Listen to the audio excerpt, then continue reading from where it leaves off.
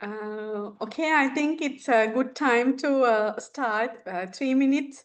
It's way to for you to join. Then I think the majority of the students are there. Then I can leisurely start. And the thing is, request, which is the let me come to this. Okay, thank you for the positive feedback. We are ready. Okay, then which is one of the requests which I need to take till it'll take for sure 2.5 hours. Then therefore your concentration and as well as your active participation is expected. This is for you.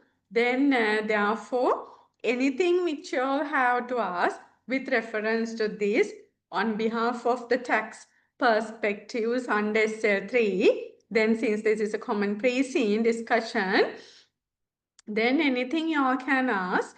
I may say without disrupting while I'm doing the session, then if you all can put your question into chat box, then for sure after end of the session, I will answer for all the questions and I'm not miss anything, any questions of y'all, then I will answer that. If it's really urgent, if you really need to ask that question as soon as possible according to you, then you can interrupt me, you can stop me, and you can ask the question. Okay? Then that's the first message which I need to give. And the second one, this document which prepared for you, then it will be available for you. Then institute definitely share this document with you all. Then don't have ambiguities with reference to that.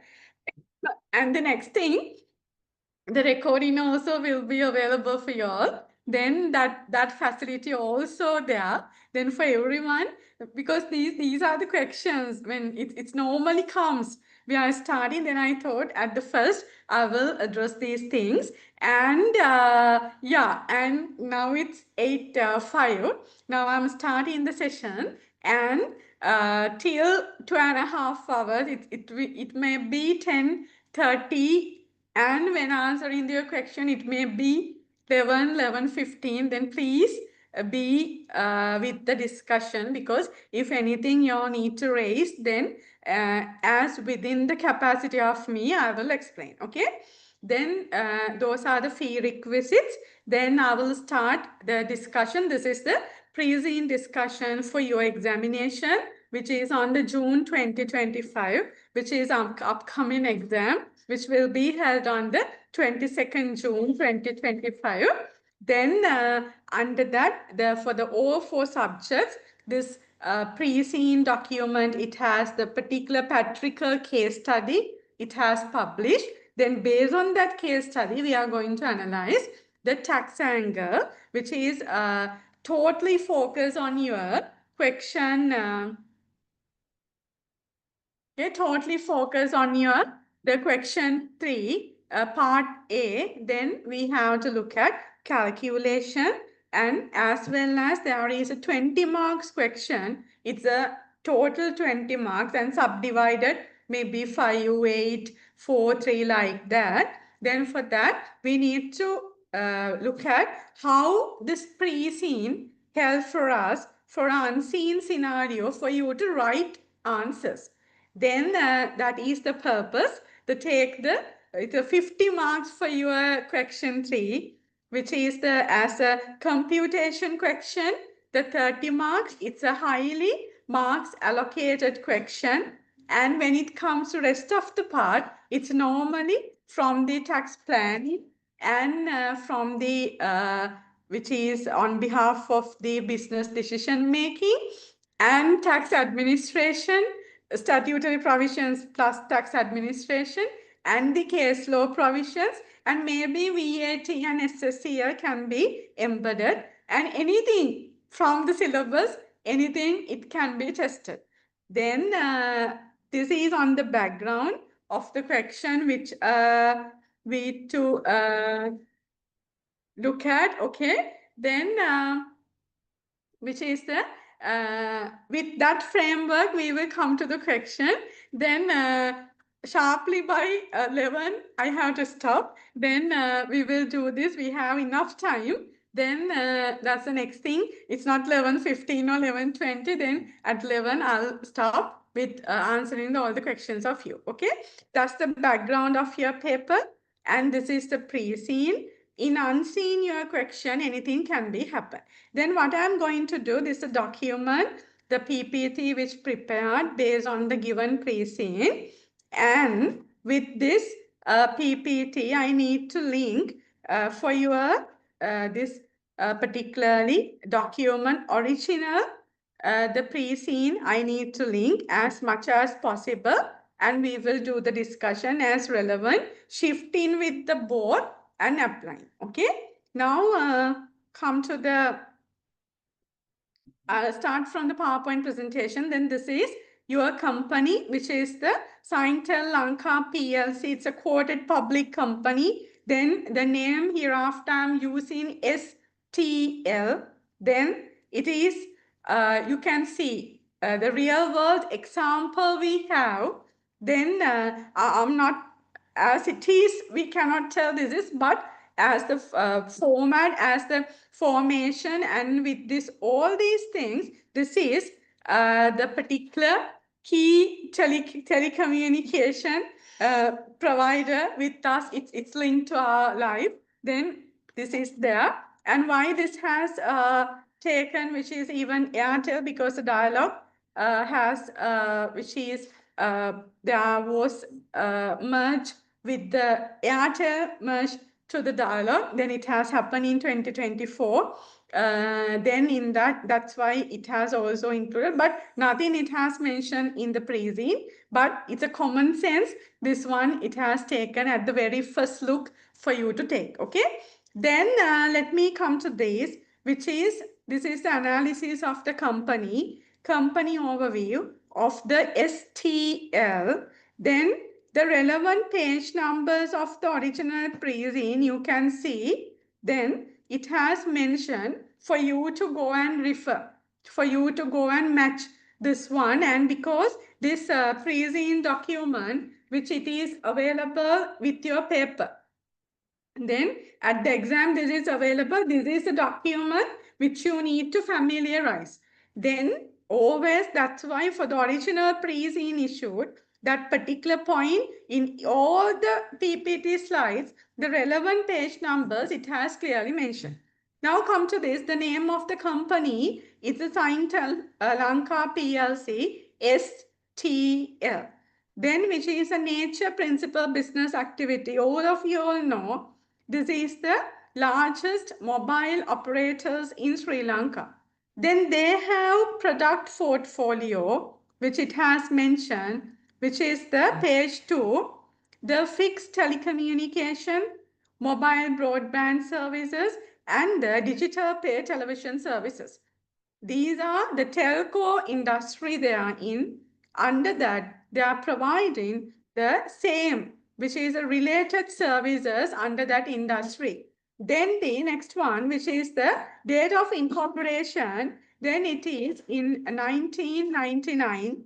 It is mentioned in the page number 2. And this is listed. The listed, you can see, these are the time, which is eras. It has mentioned very clearly. This is from the pre-scene, and date of listing in 2019.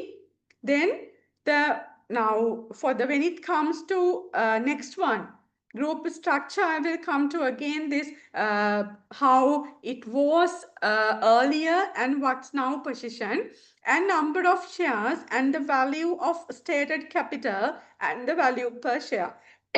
And these areas very clearly it has given in your pre-scene. Okay, in pre-scene the financial information as the latter part of the pre-scene it's given. That a page or a paragraph 21, it has provided the financial statements. In financial statements, then you can see which is the stated capital. It is the 20,000 million. It is 20,000 million. Then you can see your financial statement, the figures, it has given in rupees millions. Please understand these things, because students at the examination pressure, they will take this as 1,000. Then don't forget the fundamentals. Then if in the pre-scene, if the things are in million, it's pretty much sure, as with the previous experience, then unseen also the income statement is in millions. It's a financial position, and we have the income statement, and which is it's in rupees millions. Then please note down these things very carefully. Note down means you have to note down in your head, which is these are key things. If you have missed these small points, then for your answer, it will be badly impacted. Then therefore, one of the fundamental thing is how it presented in rupee value, whether it's 1,000 or millions. Then come to this one, which discussion, stated capital, it is the 20,000 million. Then per share value is 10.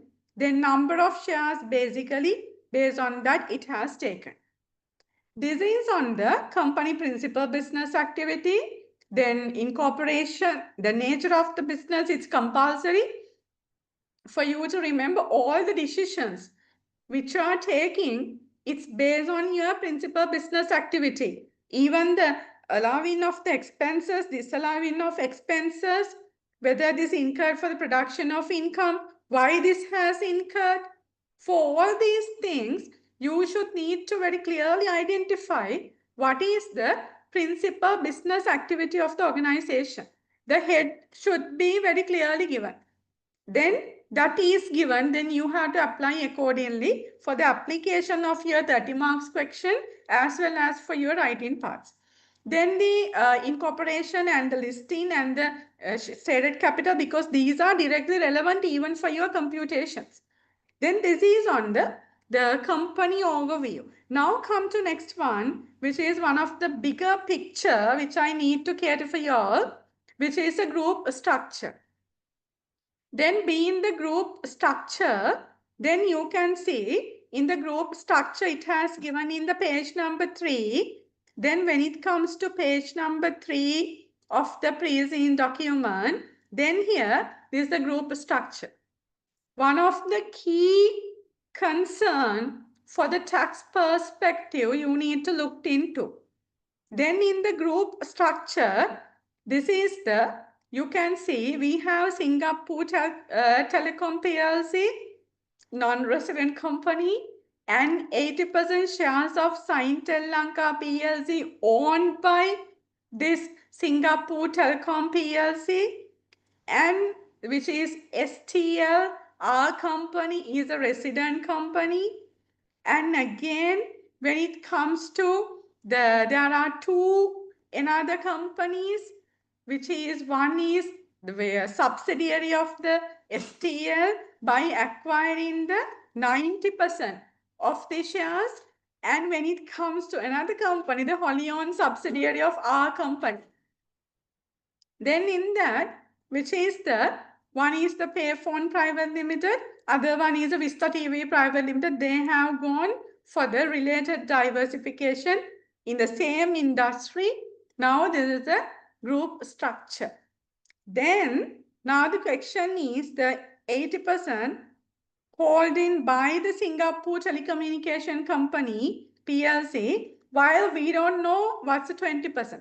Earlier it was with the CEO, but after the being a quoted public company, then on public, and how the shareholding of the minority shareholding of the 20%, then it's obviously with public, but who and who we don't know. Again, when it comes to this Payphone Private Limited, PPPL or PPL, then in here also there is a 10% remainder. Then we don't know who are these 10% shareholders. Then basically these big pictures you should have to have in your mind. because I really need to tell this pre-scene is really open for you. Then anything within the syllabus can be tested. Then there are under the business plans, there are options given. But however, anything within the syllabus, anything can be tested. Then it's a very open mind you have to go, because case is really open for the tax. Then with these, what are the tax perspectives you all need to look at? Now come to this, that is the group structure. Now come to this one, the identification of the group structure, which is we have Singapore Telecom PLC, it's a non-resident company, Singapore company incorporated in Singapore. Second one, which is the Scientel Lanka PLC with us, it is our company, STL, and Payphone Private Limited, it's a resident company, subsidiary of STL, which is Vista TV Private Limited, again a resident company, wholly owned subsidiary of us.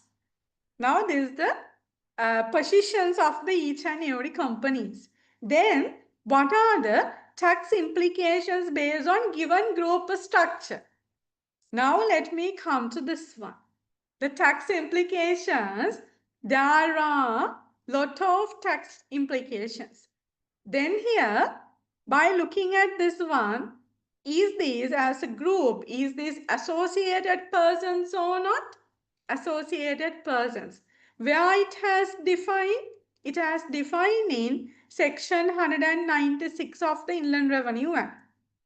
For income tax purposes, I'm first analyzing the income tax angle, and for the VAT I'll come later. Then here, being associated person, the section 196, under section 196, are we covered? Yes. Then, if we are associated persons, we have the one before transfer pricing. Let me come to this orange color one.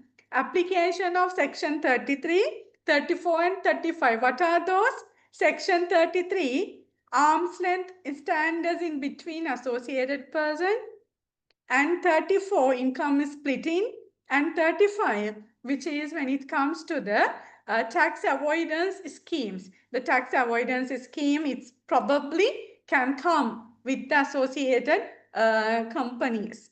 Then, therefore, as the governing sections, we have these three. Therefore, please, before the exam, please go through these areas. These are very critical. This may not only for the question 3, maybe anywhere in the papers, because actually when it comes to this section 33, which is the transactions, arm's length transactions in between the associated persons, then it shall be at the arm's length pricing. If not, which is assistant commissioner has power to the ascertain is to the market value, then these are currently one of the major reasoning for the issuing of the assessments. Then therefore, the current applications, it's good for you to, which is the understand and know and go for the examination. And again, when it comes to section 35, which is the tax avoidance scheme, again, in that very particularly for the arrangements, you need to look at in the arrangements whether your dominant perspective is what? Your dominant perspective is to reduce the tax liability with this arrangement, or else not the getting a tax benefit. Then these 3 sections are critical.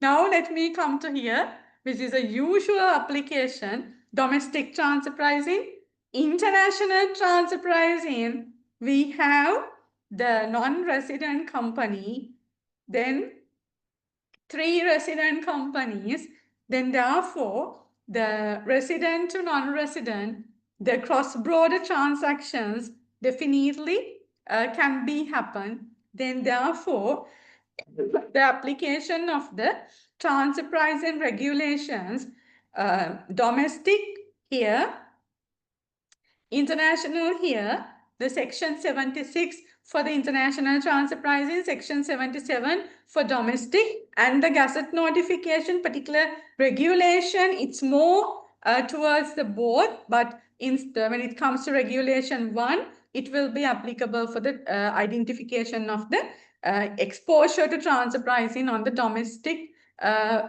in the domestic background. Okay, then non-resident and international taxation. Here I'm not going to do non-resident and international taxation because it's a 15% of your syllabus, a separate area. Then I know that all the knowledge you have. Then as when it is necessary, because there may be transactions when we come to those, then under that situation, the application of the withholding taxes, and for the Singapore, Sri Lanka, we have double taxation treaty.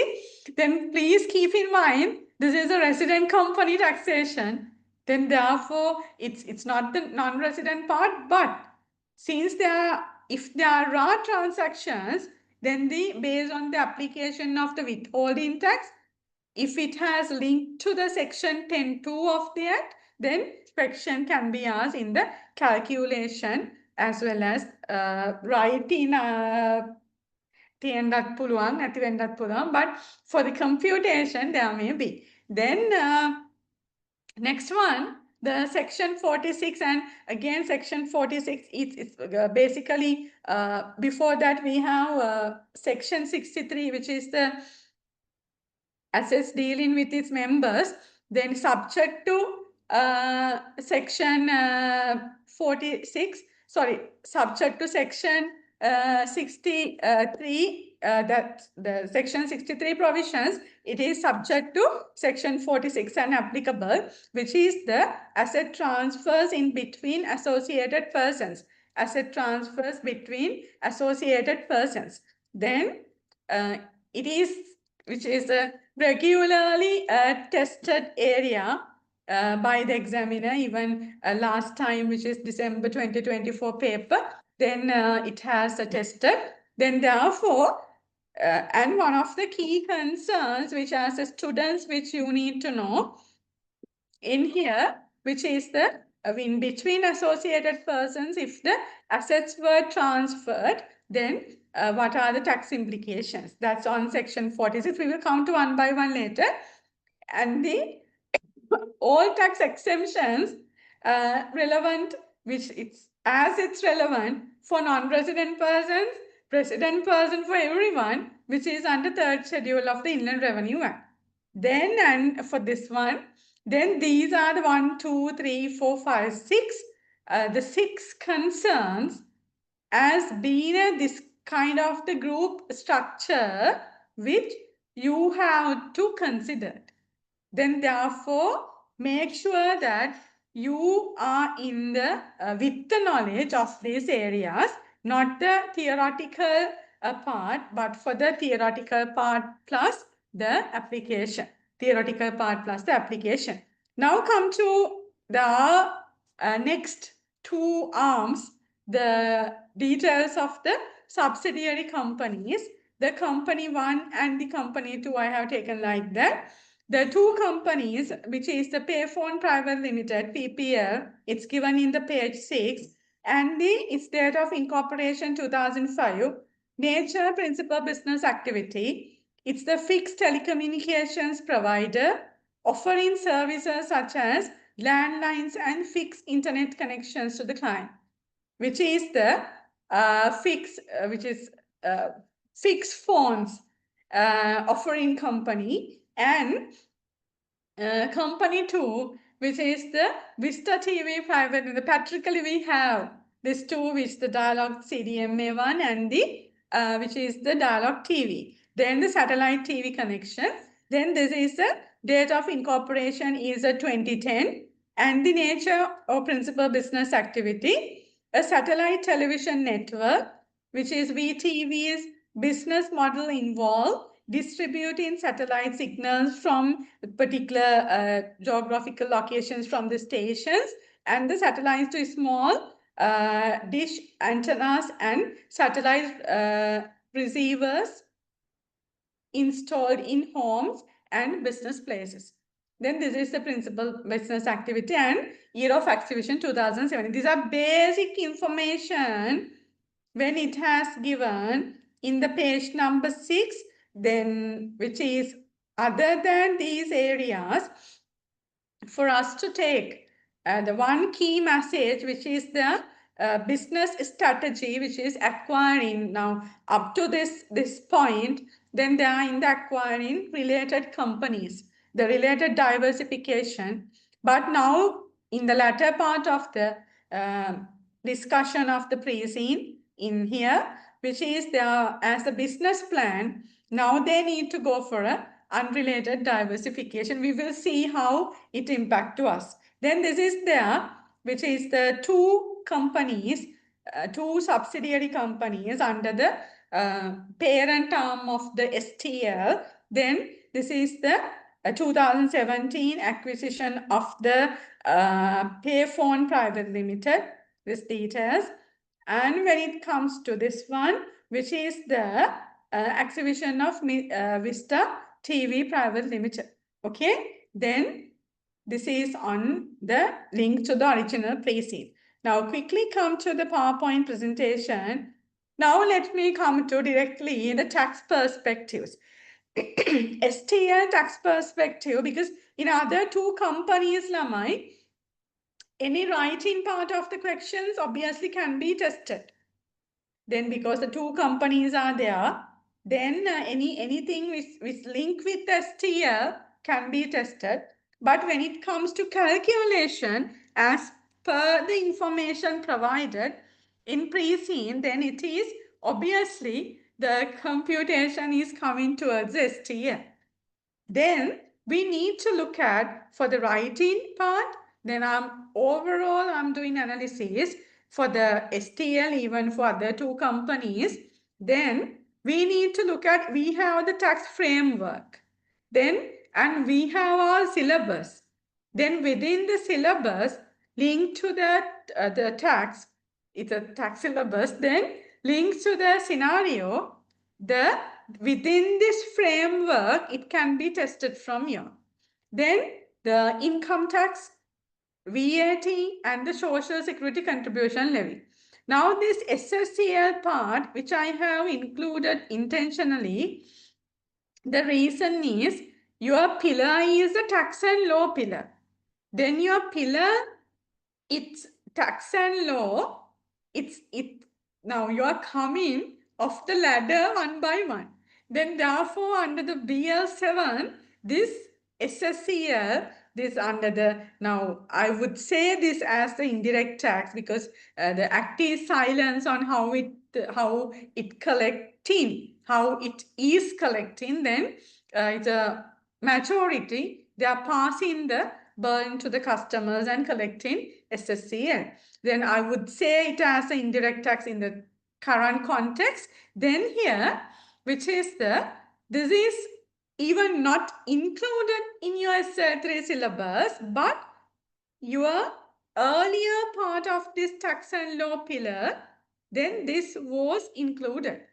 And again, as the students which are learning in the tax, then therefore this particularly in the SSCL part, it's knowing of that, it's good, because at least for at least 2 papers, the minor questions from the SSCL, it has tested, maybe for 2 marks, maybe for 1 marks, like that. It's linked with the income tax VAT decisions, the SSCL part also tested. Then therefore, it's no wrong if you can go through and go for the examination. Then this is very clearly given. This is not a open book referential materials. Then these are the things in the income tax law. Then main enactment, don't use the main enactment as it is.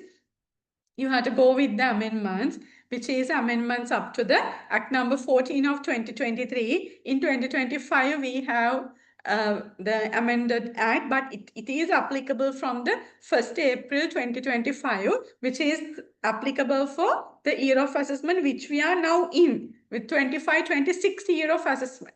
Then therefore that it has implemented on first week of the March, it's which certified by the speaker, but it is applicable year of assessment from 1st April 2025. Then this is for that amended act. It's not applicable for you all, but for some instances I have taken that provisions also, because based on your business plan, the plan has not which is implemented in the year 24-25, which is your testable year of assessment.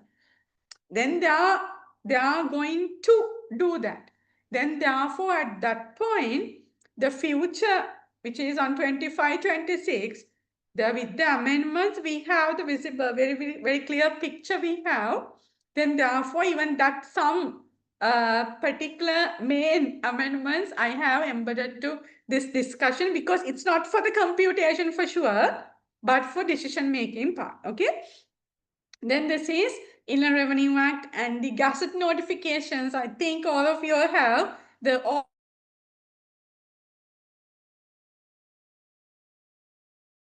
from the respective the education division. Then I think you have done everything, and if not, please hurry and do those things also. Then when it comes to VAT main enactment and the subsequent all the amendments up to the year of assessment, the 24-25, and the gazette notifications and the social security contribution levy, particularly a turnover tax, but in the context of now, I would say it as the indirect tax. Then it can be direct if the person who registered if paying, but it's not like that currently. Then this is a main enactment, and only we have two amendments up to up to now. Then this is on that the framework. Now quickly come under the framework. What are the things you need to know? Then here income tax rates. Then you should know your taxable income, what should be applied. Then under income tax rates, which is the tax rates on taxable income, you know, we have a standard tax rate, which is 30. I'm quickly go through these areas because all of you all know these things. Then we have the corporate income tax 30%, not only corporate income tax, it's again for the capital gains, it is a 30%.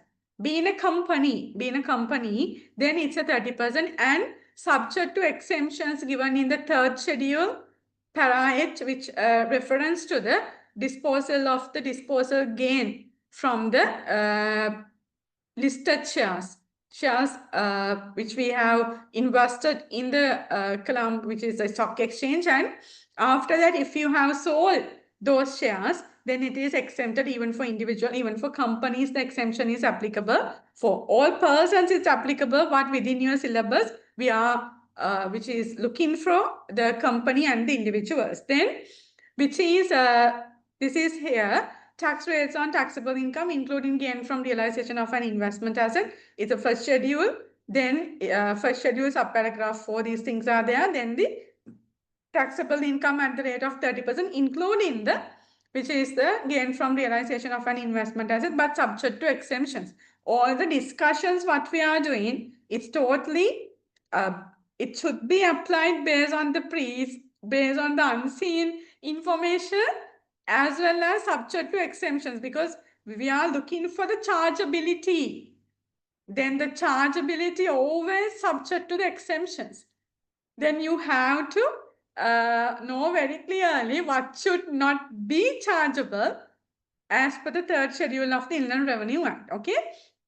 Then the dividend income or the distribution of the dividend. Now, based on this shareholding structure, then you can see the being now these two companies, STL being a parent who invested shares in these two companies, then STL is a shareholder, or for this VTV main shareholder, only shareholder. For this one, the majority shareholder. Then I being a shareholder, what's the benefit I should have? It's a dividend income. If I have keeping this investment, of course, they are not even think about the disposals. of this particular investments in subsidiaries. Then therefore, dividend income always, in one hand, it may be exempted. In one hand, it may be what? Final withholding payment. Then come to this one. With that, this is the reason the dividend income or the distribution of dividend, I'm sorry. Then distribution of dividends. Then in here, these two companies, to the shareholders, they have to distribute dividends.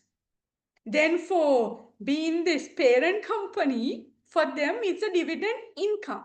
Then we are mainly looking for STR.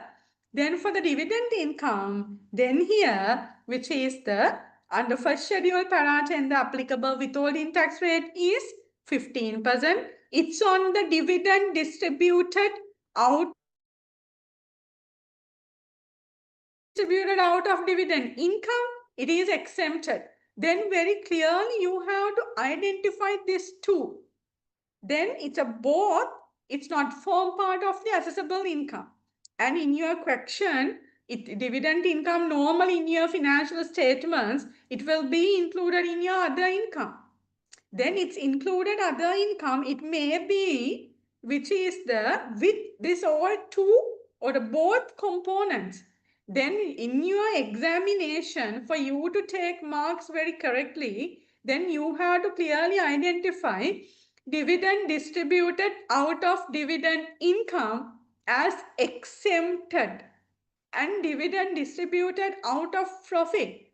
It is liable, already 15% WST deducted. It is under section 88(1)(a). It's a final withholding payment.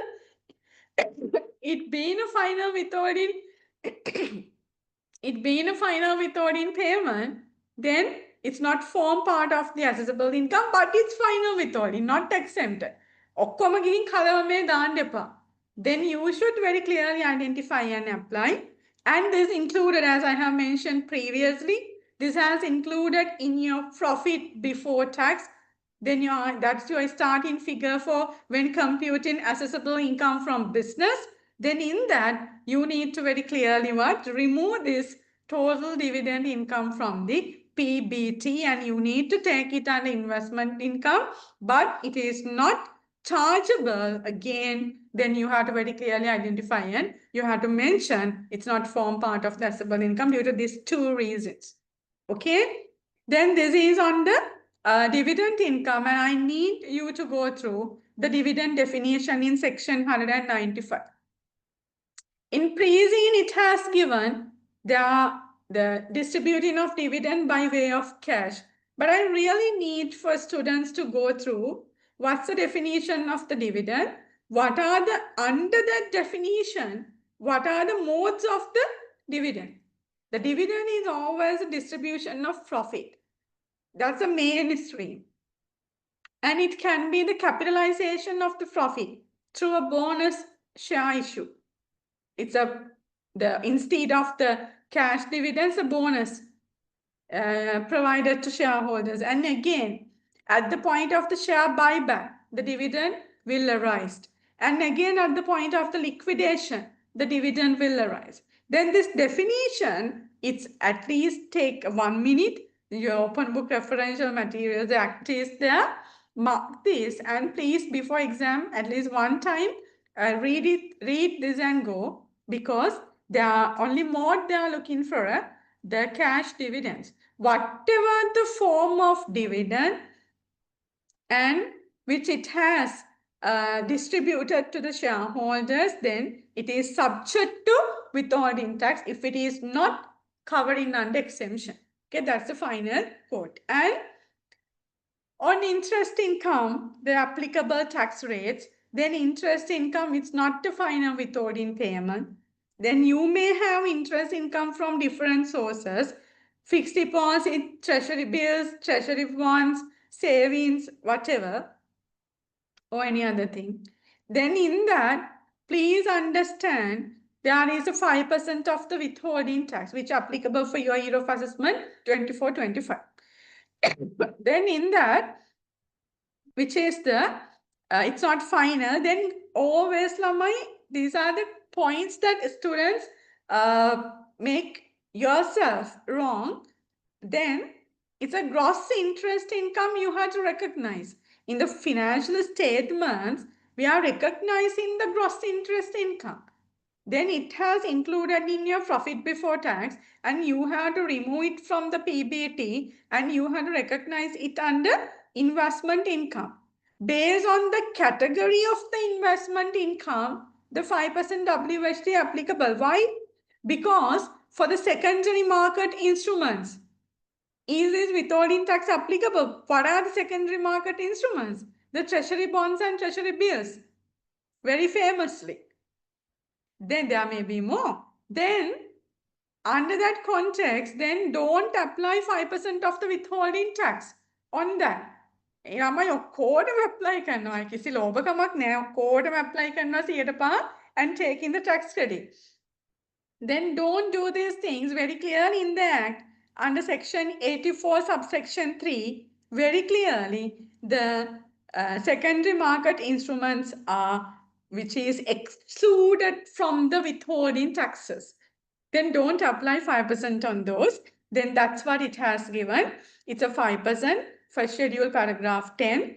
It's not a final withholding payment. Other than for the withholding tax, it's other than for the secondary market instruments, and mindful to consider tax credit subject to the secondary market, liable at the 30% under taxable income, subject to exemptions. It's every chargeability is subject to exemptions under third schedule. For instance, very clearly, which is the foreign currency denominated, the interest income received through the foreign currency denominated account, it is exempted. Then like that, there are. Then therefore, all the chargeability is subject to the exemptions. And next one, which is the rent income, no cruise given, nothing. But as one of the particular source of the company, it has taken, then very generally rent income if the property has given by the STL to conduct a business to a tenant, other party, then if the calendar per calendar month, if the rent exceeds rupees 100,000, then the WHT of the AIT of the 10% will be applicable. It's not the final withholding payment. And this is not the situation. Then when it comes to rent, you need to very clearly identify whether this rent income, is it from the depreciable asset? Is it from the investment asset? Then that's the situation even for the for capital asset which used for the business, like a land. Then in that context, you have to identify whether this rent income, is it effectively connected to the business or there is the investment income. Then that's a very common message which I need to give. This is not totally given anything given in the pre-scene, then but I thought it's good to take. And the relevant payment, this is which I need to explain under here, which is on the group, the resident to non-resident transactions. Then under this, relevant payments made to Singapore Telecom PLC, no any category of the payments given. But we can assume no, then put in that assumption, then let me come to here. Payments made by a resident company to non-resident company. Then in that, check the application of the WHT as per the DTA or Inland Revenue Act. Why this DTA or Inland Revenue Act? The Singapore and Sri Lanka, we have the double taxation treaty. In that double taxation treaty, for particular some articles, the rate is silence, but the chargeability is there. Through the article, the source country, the taxing right has given to the source country. Then under that situation, if the rate is not mentioned, what is the immediate available resource for us? It's the income tax law, the domestic law. Then we have to move to that and we need to check what the rate given in our law. Then we have to apply. Then that's why it has given Then under section 75(2), since we have the double taxation treaty, we have to apply the double taxation treaty provision because the treaty always supersedes our domestic law. Then what are the transactions? These are some as presumed and given. Technical service fee for the maintenance of these, maybe for the softwares, maybe for telecommunication license, whatever. And royalty by using their intangible assets by us. And the commission. Then any transaction you need to clearly examine for what? For you to look at this relevant WHT, it has applied and correctly done. If not, the section 10.2 application, I think you all know, the section 10.2 application, if the relevant withholding tax has not deducted and remitted, that particular expenditure shall not be deductible. Now that provision has embraced, which is magnified with the section 10.2a, which is the per day transaction, single transaction. In that thing, which is the aggregate value of the transaction, if it's a 500,000 or more. Then for all these things, it's not for the which is this kind of the transaction, resident and non-resident. In this, you need to look at on the application of the relevant withholding taxes. But when it comes to domestic, in our calculation, that section 2A, which is the aggregate value of the transaction, if it is the 500,000 or more per day or in the single transaction, then if it is done through the cash, the deductibility has restricted. Then it is again in the latter part of our discussion. Then keep in mind you have to apply these things in a versatile manner. And these are for the income taxes as much as possible, taken the rates out. And special note, all above subject to unseen information and exemptions. ගිහිලා pre-seen එකේ තියෙන විදිහට ඔළුව තියාගෙන ගිහින් apply කරන්න එපා. Read the unseen carefully. You have to read the question carefully. 30 marks. It's not a joke. Then it's a 30 marks within 54 minutes you have to complete. Then therefore, you have to read the question, the sub-requirements, everything very carefully when it comes to calculation. And even when it comes to writing part, all the nitty-gritties, facts, requirements, the examiners, normally the examinees are providing. What are the sub-areas you need to answer? Then all these things you have to address. Now this is on the income tax. And here the income tax, which is the last year of this exemption, and with current year of assessment what we are in, 25-26, this is liable at the reduced tax rate. For companies, the fat rate of the 15%, and for the individuals, it's under slabs rate, it's a 6% and 15%, but it's from the 1st April 2025. Now you may wonder whether why this 25-26 things, how it applicable for us. Then under a business plan of the analysis of the option 1 and option 2, I will come why these highlights were given. Then please very clearly understand for your year of assessment 24-25, very clearly this is exempted foreign service income and foreign source. Then when it comes to the foreign service income, which is on the service rendered by the person in or outside Sri Lanka. I can stay in Sri Lanka and give the service, or I can go to that foreign country and I can give the service. And that service should be utilized. The conditions are there. The service shall be utilized outside Sri Lanka.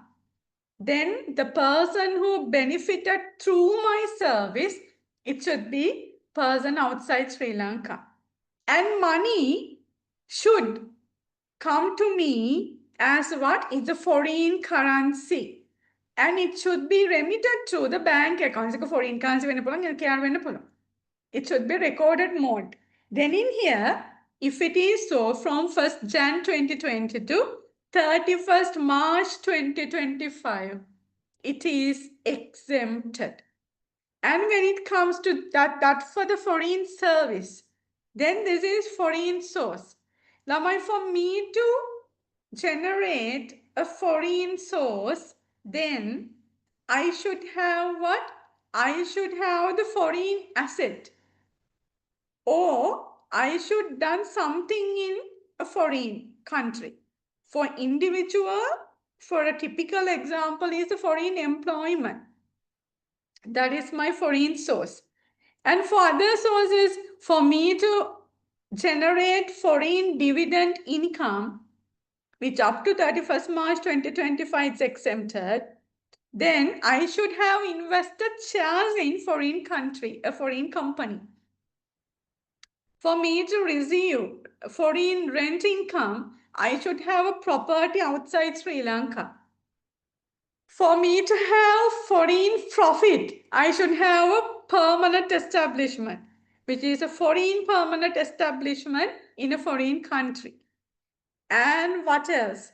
For me to have interest income in foreign currency, I should give a loan to the foreign country. Then like that, foreign source is different with the foreign service income. Then foreign source to generate, there should be a foreign asset. If it is so, other than foreign service income which capturing in here, then any foreign source, if it has received where such gains and profits are earned or derived in foreign currency and remitted through a bank in Sri Lanka, that part, then from 1st January 2022 up to 31st March 2025, your year of assessment is the last year of assessment. This exemption applicable.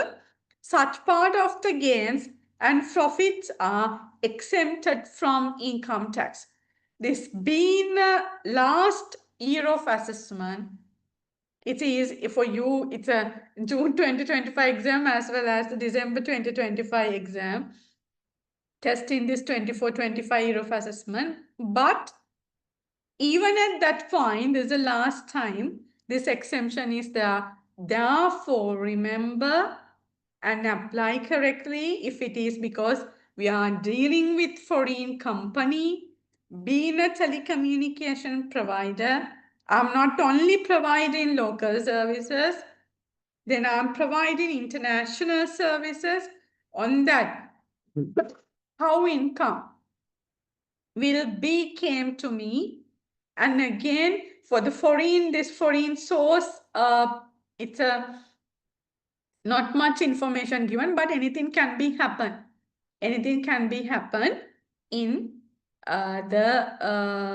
which is unseen. Which is unseen, anything can be happen. Okay, this is typically eye-opener. Now, if this is exemption, if this one of the exemptions were tested in your paper, if it is exempted or liable, where it has included in your profit before tax. Then if it has included in your profit before tax, if it is exempted, can you tax it? No. Then you have to remove it from your business income. And any expenditure incurred on that exempted source or exempted service income, that particular expenditure you cannot deduct. Because income is not taxable, then again relevant expenditure we cannot deduct. Then that particular application you have to do, and this is your examinable year of assessment 24-25. Then very clearly these points were given. Then next, which is the special note, all about subject to unseen information. This is a general comment. And eye-opener note for students from 1st April 2025, both above two sources of income liable for income tax at the reduced rate of 15% which is the what's the year of assessment? It's a 25-26. It's from the 2025 latest amendment of the Inland Revenue Act. Then therefore, keep this entire frame in your mind. And this is very, very important by taking into consideration of our group structure, And again, I need to come for this one, which is the the Singapore Telecom PLC. Which is a non-resident person, and which dividend, now the shareholder of the STL, again the dividend implication can become. That's why I have mentioned the non-resident and international taxation knowledge you should have. Then if the dividend has declared by STL to the shareholder, which is the major shareholder, I would say, then Singapore Telecom PLC, then the relevant application of the DTA you need to apply. Okay. Then this is on the foreign service and the foreign source and the application of the VAT. Now in the application of the VAT, standard rate 18%, and for the export of service, this is a service oriented company, then any service which you are providing for the foreign countries, then it is zero rated subject to the conditions of the section 7. Then in the VAT Act, the telecommunication services, it has defined under section 83 of the Act. Then telecommunication services means the service provided by telecommunication operators licensed under section 17 of the Sri Lanka Telecommunication Act number 25 of 1991 or 1991 to other similar operators as to end subscribers. Then this is the definition. Then under that, which is a telco company, this STL is liable for VAT at the standard rate of the 18%, and the for the service exportation, then 0% applicable if it satisfies the it's in line with the section 7, which is the zero rated supplies. And when it comes to exemptions, the general exemptions, as very clearly for the industry itself, there are no particularly exemptions, because from the 1st January 2024, almost all the exemptions are removed and make it liable. And for application of the SSCL, it's the rate is a 2.5% on turnover, which is, this is categorized now. SSCL will be chargeable on the particular categories of the turnover at the point of the importation, and import and selling, local buying and selling at the wholesale and retail, manufacturing, and when it comes to services, this is coming under services, then the rate is a 2.5% on turnover. Okay. Then again, all above is subject to the unseen information. Now don't ask මේ question එකේ VAT එකක් හදන්න දෙනවද? එහෙම හදන්න දෙන්නේ නැහැ. This is for overall industry understanding. There is a question 2 in section 1 for you to do the VAT calculation. SSCL අදතාව වෙනකන් for the part of the calculation, it has not tested, actually no need, but in the decision making side, it has tested. Okay. Then this is on the particular 3 main taxes, the overview based on the information. Based on the information, we have one of the which is a resource which I have actually used, which is the annual report for Dialogue Axiata PLC, which is the 2024 annual report is there. Then in this, the financial information, then I'm not telling you to go through these areas, but it's adding more value. And that's why we have read them. We need to give particular insights to you. Then here, this is the financial information, which is from this. And many highlights which we can take out this. Okay. Then next one, come to these. Now, these are all common application based on the structure and all these things. Now come to possible tax issues which is based on the pre-seen information again in generally. Then how can we say this is as it is in the unseen? But it's our duty to analyze and go for the exam by knowing the things. Then this is a tax perspective, possible issues based on pre-seen. The information in generally provided. Then here, tax implication on business strategies and business plans, page 5 and page 8 of the pre-seen. Then here, in page 5 of the pre-seen, very clearly given what is the business strategy. Now here, this is we are in business strategy. Then it's given STL is now moving to expand its business into products and fields that are unrelated to current business activities. Now we are in telco and supporting services with the telco. STL aims to capitalize on growth opportunities through both the concentric and the horizontal diversification in various industries. Now, related diversification they have already done. Now they need to move to the unrelated diversification. Under unrelated diversification, under page number 8, I need to go for the page number 8. Then under business plans, then they have particularly the targeting on the education sector. This is a business plan. In that, STL is now focusing on corporate level service diversification by expanding into new industries that lies outside the scope of the current product portfolio.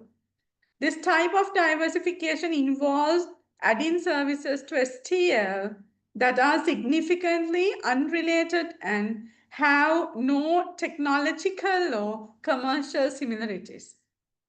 STL seeks to lower its overall risk. It's a risk mitigation strategy or a risk diversification by investing across various industries, reducing its reliance on the single sector. The resilience purposes they are applying this, and a board paper was submitted to seek initial approval for a significant investment in the education sector. This is a sector. 2 investment opportunities were identified, and the corporate finance team was tasked with evaluating these options. That this is the biggest worry. They are only evaluating these options. Now they are evaluating, then option is the coming may be active or unseen, which they are going to apply in upcoming years. Then option 1 and option 2 are there. I'll move to the PPT and come to here. Then what is their current business strategy? Very clearly unrelated diversification. Accordingly, their sector is education sector. Then not only the telecommunication sector, as well as for the education sector, you should need to know at least literally at least the basic things with reference to taxes you need to know. Then in the option 1, acquire well-established higher education establishment that has been operated since 2019. The plan is normally they are going for the acquisitions. Then under that, they are going to acquire the established higher education institution. Then next one, it's for the local. Now come to option 2, launch a new private campus to offer undergraduate and postgraduate degree programs in Republic of Maldives. Now they need to go for a foreign business operation.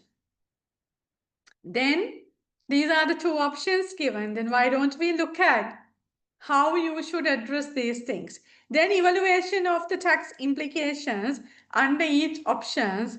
What the student shall do at the exam.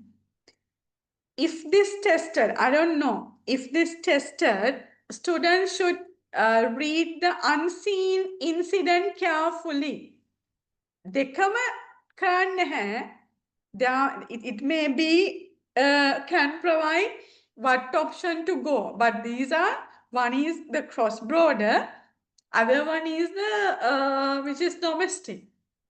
Then the comparison is, it's for the tax purpose, it's a comparison under this kind of the situation. Yes, we can do, but taking a decision, make a හොඳයි මේකට යන්න කියන්න, because a comparison is really difficult, because it's one of the domestic and other one is international. Then rather than that, for the analyzing of these two options, the evaluation of these two options, without going for the what good, what bad recommendation, then it can be. Then for you to take that one, you had to read the unseen carefully and write an answer correctly to the examiner's requirement. I think, Lama, you're aware on the action verbs. Then you have to address the action verbs very carefully. And by applying the action verbs, you have to provide your answer. No method other than anything. Then the examiner's requirements and address through the action verbs. There may be sub requirements of the question. If you have I had a paper, then again I have which is remove that one, because without complicating you all by taking each and everything. In the exam papers, in requirements, if you can remember, then I think you are doing the past papers. One of the prerequisite for you to pass your exam, past papers කරන්න නැතුව නම් ඉන්න එපා, you have to do that. Then come to our thing. In the paper, in the requirement, examiner is asking evaluate this option, and how to evaluate the examiner has provided. Then you have to have answer format. In that answer format, you have to divide that answer format through the examiner's requirement. And you have to address the examiner's requirement. If it is 8 marks, my marks will be allocated like that. Then therefore, you should have to plan your answers properly based on the unseen information, even for the first question and second question, not related to unseen. Then therefore, which is you have to address to the action verb, there may be sub-requirements of the question. Students shall divide main question into sub-requirements if asked of the question, and shall answer for all relevant parts correctly, applying the provisions of the Inland Revenue Act, VAT, SSL, whatever asked you have to apply. Then act for the given scenario. This is basic, general advice to you all before the examination. Now come to looking at these options. Then under that, now we have looked into what is the strategy and what is the sector and what are the options and how students should move to that. Now come to under 5.4, evaluating of tax implications under option 1, which is a local option, acquiring of the 16 establishment for the education. Then name is a Bristol College Colombo. Current structure of the company. Again, we have the domestic 1, 2, 3 companies within our group. Now our acquiree, the BCC, then the BCC also has their own structure, which is the for the undergraduate part of their business, it has given to LIBS, which is the wholly owned subsidiary of the BCC. Then current shareholding structure is unknown. Mayage for BCC, we don't know what's the current shareholding structure. Whether the shares owned to individuals, we don't know. Whether the shares owned to company, we don't know. Company කියලා හිතන්න අමාරුයි, but probably for individuals ඒත් ඒක දන්නෙත් නැහැ. Then it's unknown. From the side of now when it comes to this one, now don't forget this is a sector is in education, and being STL, I'm the person who are going to invest on this. If it is the acquisition, then they are going to acquire, it's a majority. But as per previous examples of the same year, 2017, that two companies, 100% acquires, other one 90%. Then majority they are going to acquire. That's the one inside. We can see, if not the 100% out of 100%, they are going to acquire. Then, which is on the STL's angle.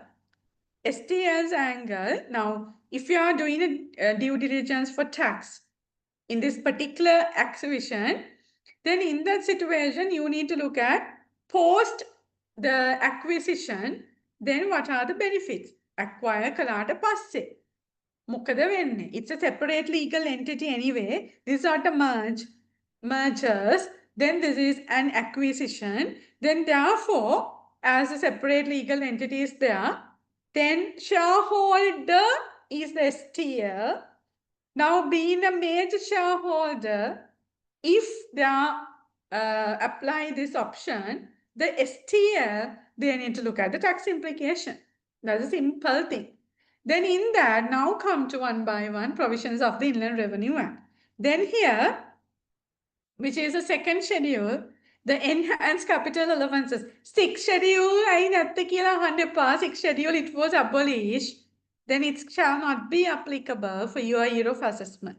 Then only enhanced capital allowance based on the investment on depreciable assets. We have the second schedule, but however, even second schedule you cannot apply. Why? The second schedule, please go through. I have not taken theory areas. Then the second schedule is applicable for the new undertakings. This is not a new undertaking. This is an existing establishment. STL going to acquire. Then therefore, enhanced capital allowance based on the investment is not applicable. Why? Shall second schedule not apply? This is not a new undertaking. This is only the acquisition of the existing undertaking. This is the acquisition of existing undertaking. I think it's clear. Then that benefit gone. What's the applicable tax rate? Is it 30% and no exemptions. And impact of the changing of control. Now what has happened? We don't know what the position of the BCC, whether they are incurring business losses, whether there are carried forward disallowable finance cost. It's been education sector, which is on the reversal of amounts, that part, and the long-term contracts, carried back losses. These things may not be applied. Then the application of the section 64 you have to look at. If it asks, as I have mentioned, I need to gather all the points and explain, because typically it's the particular given scenario, we have to link everything. As a tax, nothing is separately given. It's really good. It's really good. Then students, you all can, at the open mind, you all can go and write these things, because it's not bound. Okay. Then impact of the changing of control under section 64 shall be evaluated. I'll come to section 64. Then don't worry. Section 64 I'll explain, but not here, because I need to complete this option evaluation. And then, which is the, in the option 1, which is the next part, that on the income tax. But all these are subject to a general, which common no-win provisions are exemptions if both they were for foreign sources if it is there, and for anything for that particular dividend, all that other exemptions, everything you should have to remember. As when it needed, you have to apply. Okay. Then which is the application of the VAT. Luckily, providing of educational services exempted from VAT. As per para B1, part 3 of the first schedule to VAT Act number 14 of 2002 with subsequent amendments, the supply of educational services provided by any person. We are not a partnership, but we are a person. Why we are person? Can you remember person definition? Under section 195 of the Act is individuals and entity, and body of persons like that. Then entity, it includes the companies also. Then any person or partnership exempted from VAT, then VAT benefit with us. Then therefore, what's the other thing? If it is exempted, the input VAT relevant to exempted supplies, can you claim? No, you cannot claim. These are basic points, very valuable. Then under section 22.6, you cannot claim the input VAT. And the definition of the educational services as per section 83 of the VAT Act, which is the interpretation. Educational service means the provision of services by any person or partnership in relation to education, vocational training, or which is retraining. This is on behalf of the education. As institution, the BCC, they are providing masters and the postgraduate, undergraduates and the postgraduates, I'm sorry. Then this is the option 1. This is the Bristol College Colombo. BCC is which is a tertiary education institution that provides world-class education in Sri Lanka at the affordable prices to students. Then currently the college offers both postgraduate and undergraduate programs in business administration and accounting and finance awarded by leading top-ranked university in the UK. Then obviously there is affiliated company. Then they are providing education to local students being a local establishment. Okay. Then that is for the VAT. But in the SSCL, providing of educational services are liable for SSCL. No exemptions. This is on that, and come to next one, which is the, now that we have evaluated from the side of the STL. If STL going to acquire this company, what are the tax angles that STL should know as a tax due diligence? Then when it comes to the BCC, if this kind of the acquisition has happened, then what are the tax implications to BCC? Then it's totally with the shareholders. Then in shareholders of BCC, they are receiving money for their investment which they have done in BCC.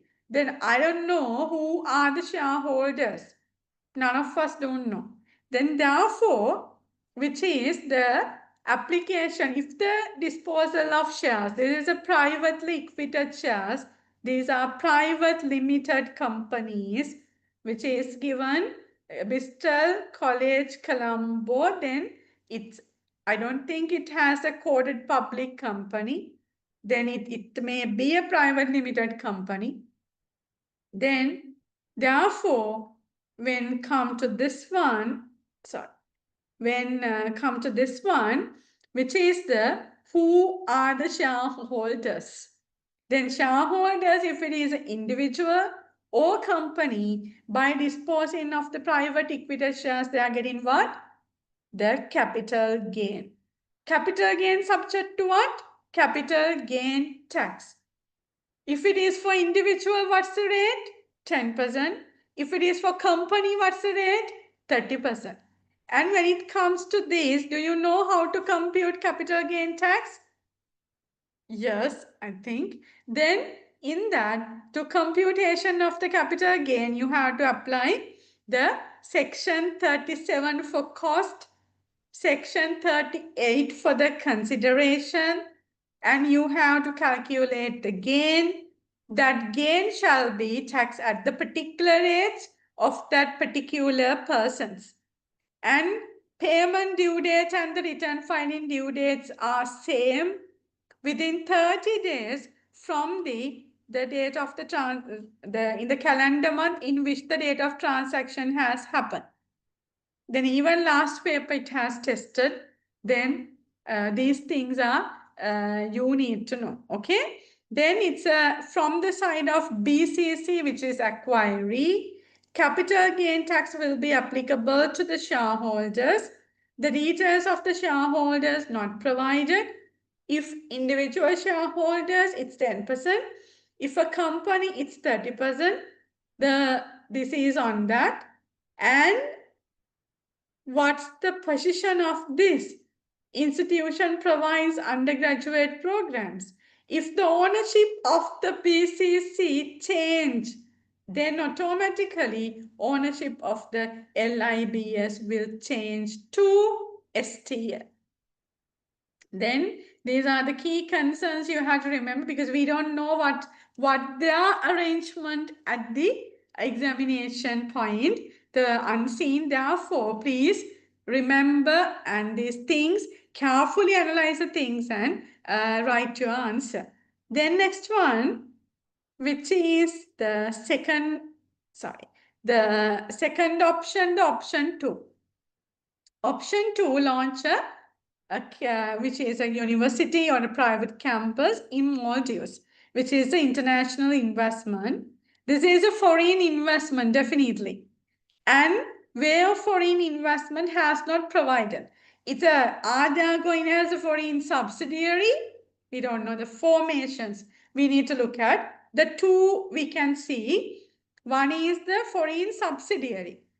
Then this resident company invests in shares based on the regulations of the Maldives.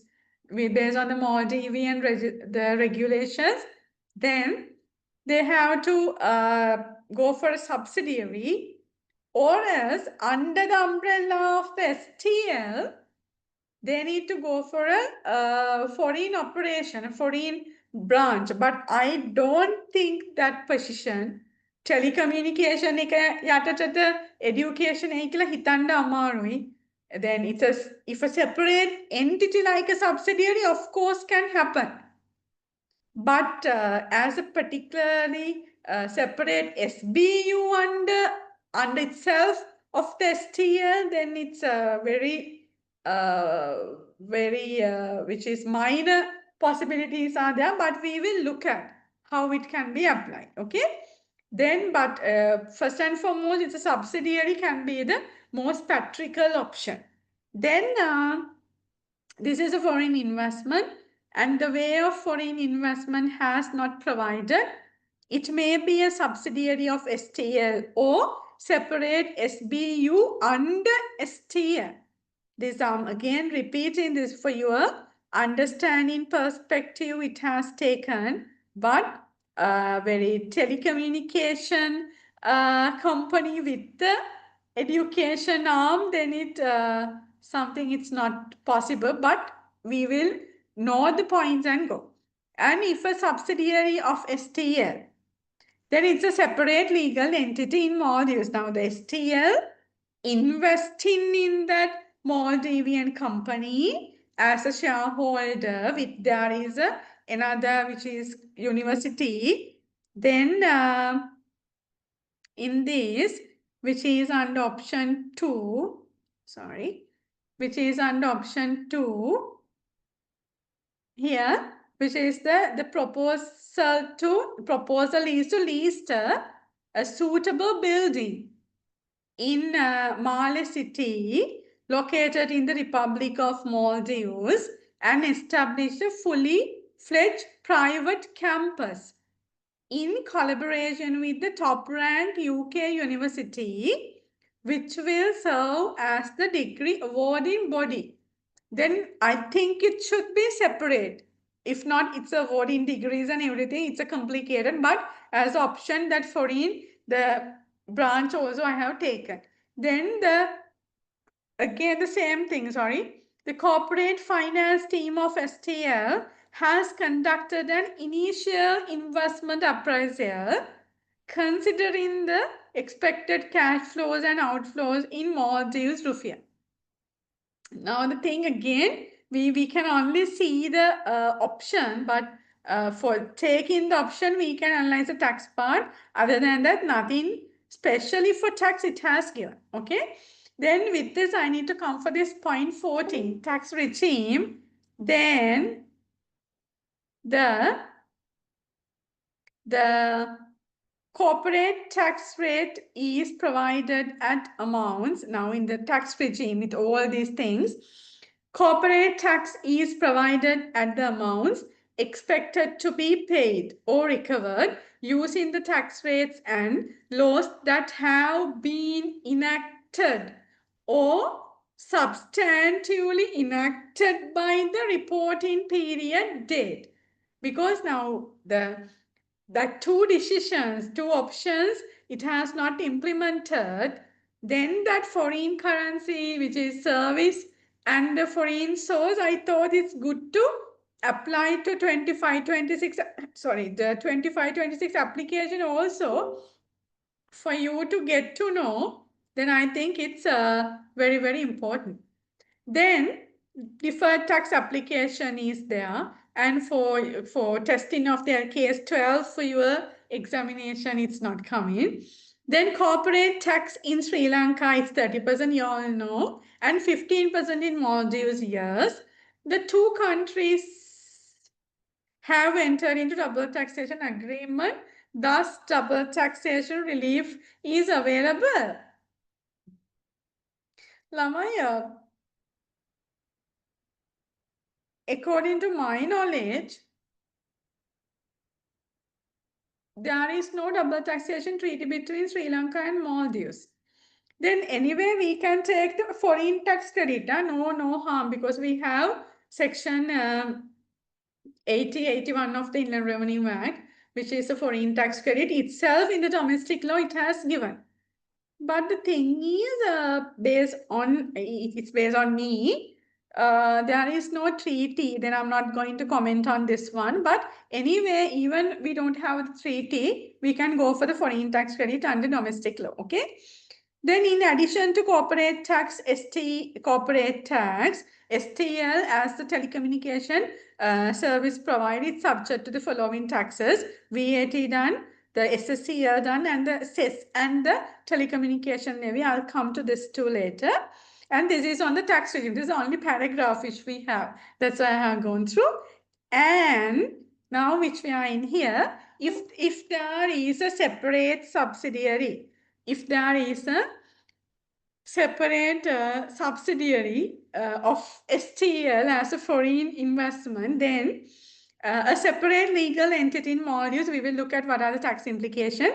STL is a shareholder, and being the shareholder, what I can get out of this is a foreign dividend income.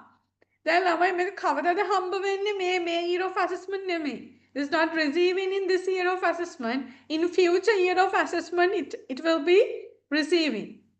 Then Maldives, no withholding tax, WHT on dividends as per Maldives tax regime, because we have looked into the particular tax laws of Maldives, but in that specifically for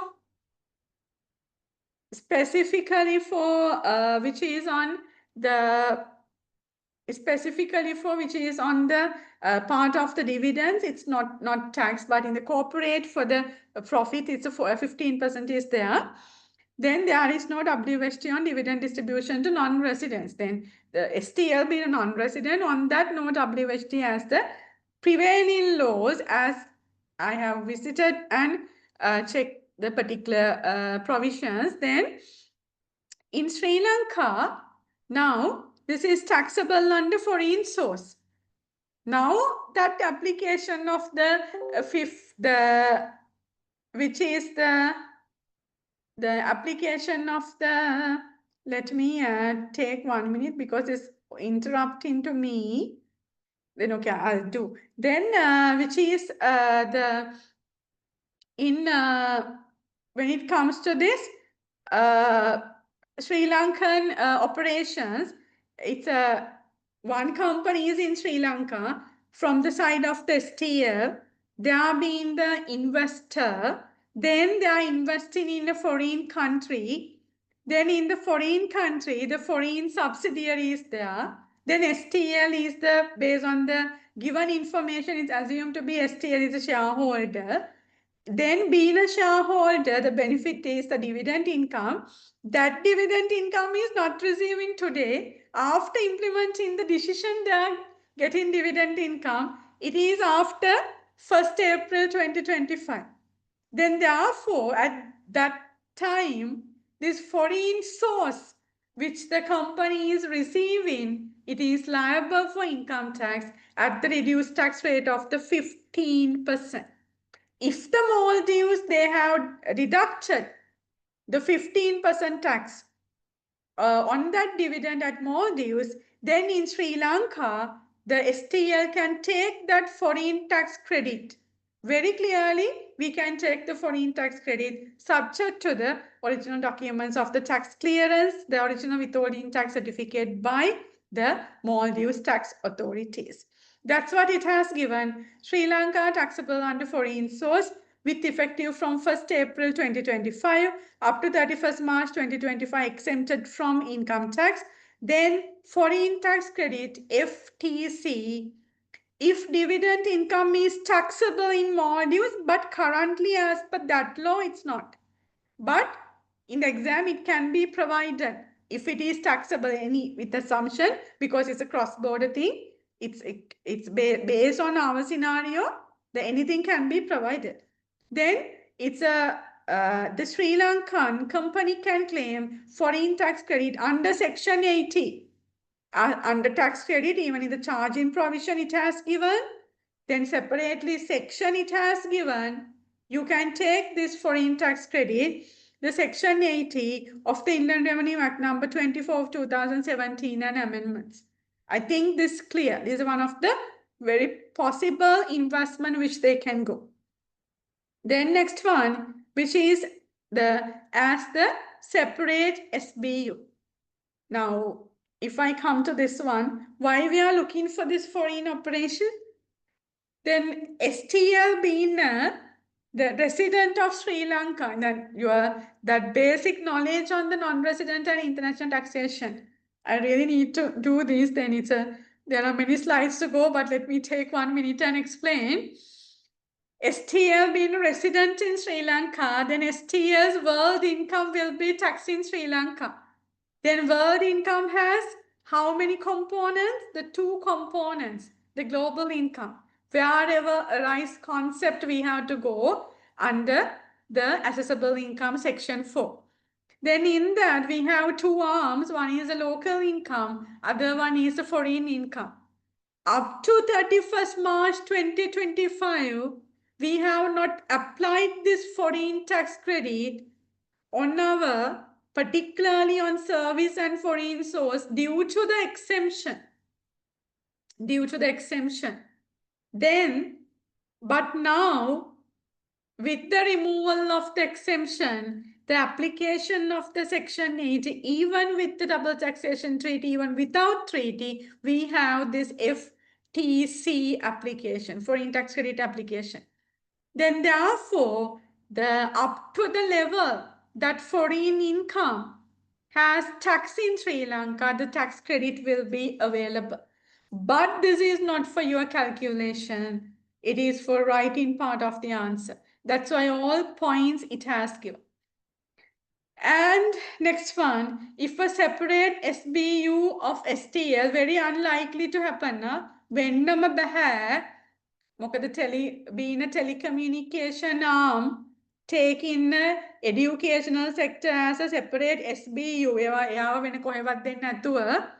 then as a foreign branch like that, if it has taken, harim unlikely, but for the sake of you and for you to give the eye opener, this has given. Then the Sri Lankan company is considered have a permanent establishment in Maldives. In our law, it has given as a foreign permanent establishment under Section 195, which the non-resident person has a permanent establishment in the foreign country. Then profit attributable to the Maldivian operations will be taxed at the 15% Maldives. Sri Lanka world income taxation, STL will be taxed on global income, including the profits from overseas operations. For our first instance, our foreign source, dividend income. But for this one, it's a profit on that particular enterprise which established, but it's really unlikely. and profit from education institution in Maldives. Again, foreign tax credit, which they 15%, which they have paid there, we can deduct up to the extent that, very clearly up to the extent that what is the foreign income tax applied here, but Maldives 15, in here also 15, then it matches. Okay, even for dividend, the dividend thing is, however, according to current law of the Maldives, it's not taxable, but anyway, it is, you can write based on the unseen information. And again, if it has deducted, you can obtain the foreign tax credit in here. In Sri Lanka, the dividend income, the foreign source, then which it will be taxed at the rate of the 15% under foreign source. And again, for dividends, Lamai, we have to look at, even for dividends, we have to look at, there is a, based on the substantial participation. Resident company invested in a non-resident company, and that resident company has a substantial participation, then under that the exemption is still available. But for anything for us to go, this particularly this information is, it's very which limited, but the third schedule exemptions are there. It's a commonly whatever you all can apply, you can apply. Okay. Then we have the substantial, based on the substantial participation, the resident person invested in a non-resident company. From that non-resident company, if they are receiving dividends or the gain from realization of shares based on the substantial participation, then that particular exemption will be applicable. Okay. Then this is on the evaluation of the two options steadily given in pre-scene, and these are only two options actually given. And then which is the other taxes which it has given under tax regime in here. Then for your understanding, telecommunication levy is a 15%, which is says it's a 2.04 on annual gross turnover. Telecommunication development charges, it will be charged on the rate of the $0.12 per minute of the international incoming calls. And on the telecommunication industry in Sri Lanka is regulated by the Telecommunication Regulatory Commission of Sri Lanka, which governed through the separate, which adapted or which incorporated through the particular act. Okay. Now this is total analysis, which it based on the unique pre-scene information. Then I need to come for in general. In general, which we need to look at in here. In general, which we need to look at in here for this one. Okay, all these things quickly I need to go through.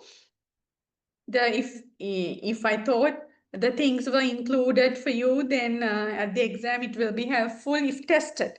But anyway, this knowledge somehow it's important for your paper. Then give me 1 minute.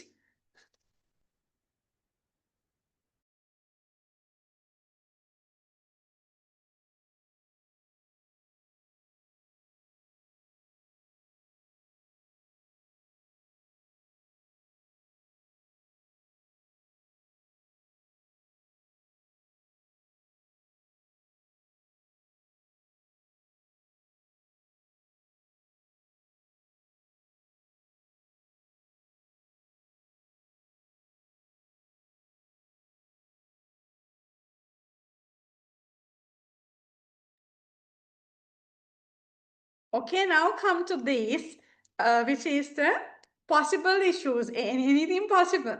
Then most possible issues it has taken. The implication, number please, that 3 sections I have not included specifically, which is a arm's length transactions in between associated persons, section 33. Income splitting, section 34. And section 35 tax avoidance scheme. කරුණාකර මේක නිකන් විනාඩි 10ක් 15ක් අරගෙන උඩින් හරි බලාගෙන යන්න. It's an open book reference because no changes happen from the 3 sections. which is from the main enactment up to now, no changes were made. Then even you can directly use your main enactment. Then please read and it's a highlight and please, which is knowing that three provisions and go. I don't know whether it's tested or not, but basically these are the basic provisions. Then if through the basic provisions, anything can be tested. Then this is transfer pricing, being STL and Payphone Private Limited and Vista TV Private Limited. Then evaluation of the domestic transfer pricing. මෙන්න මේක දැන් බලන්න යන්නේ of this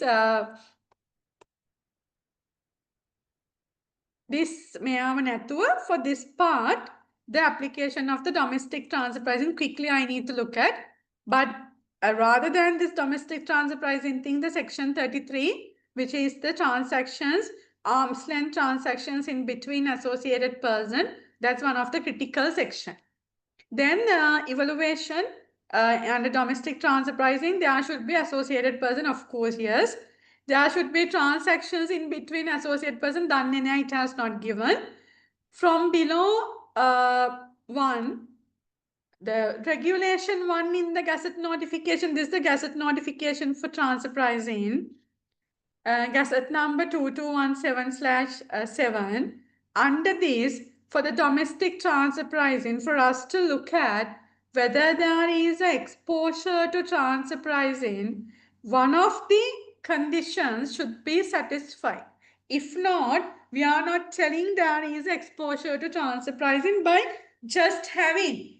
Just we can see associated persons and there are transactions, but if this none of the conditions satisfied, making එකක් හරි satisfy වෙනවා නම් විතරයි, from this at least one satisfied only, we are taking this as there is exposure to transfer pricing. Transfer pricing ප්‍රශ්නයකට මුහුණ දෙන්න තියෙන ඉඩකඩ වැඩි. Then here, one company should be exempted, either under Board of Investment Law or else from the one of the acts of the Inland Revenue Act if the unexpired exemption period is there.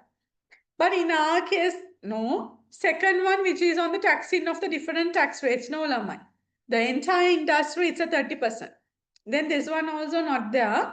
Then any losses incurred, then I don't think, because all three companies, even this quoted public company STL is doing very well, being a market leader, and other two companies also based on the information provided, then it is highly profitable companies.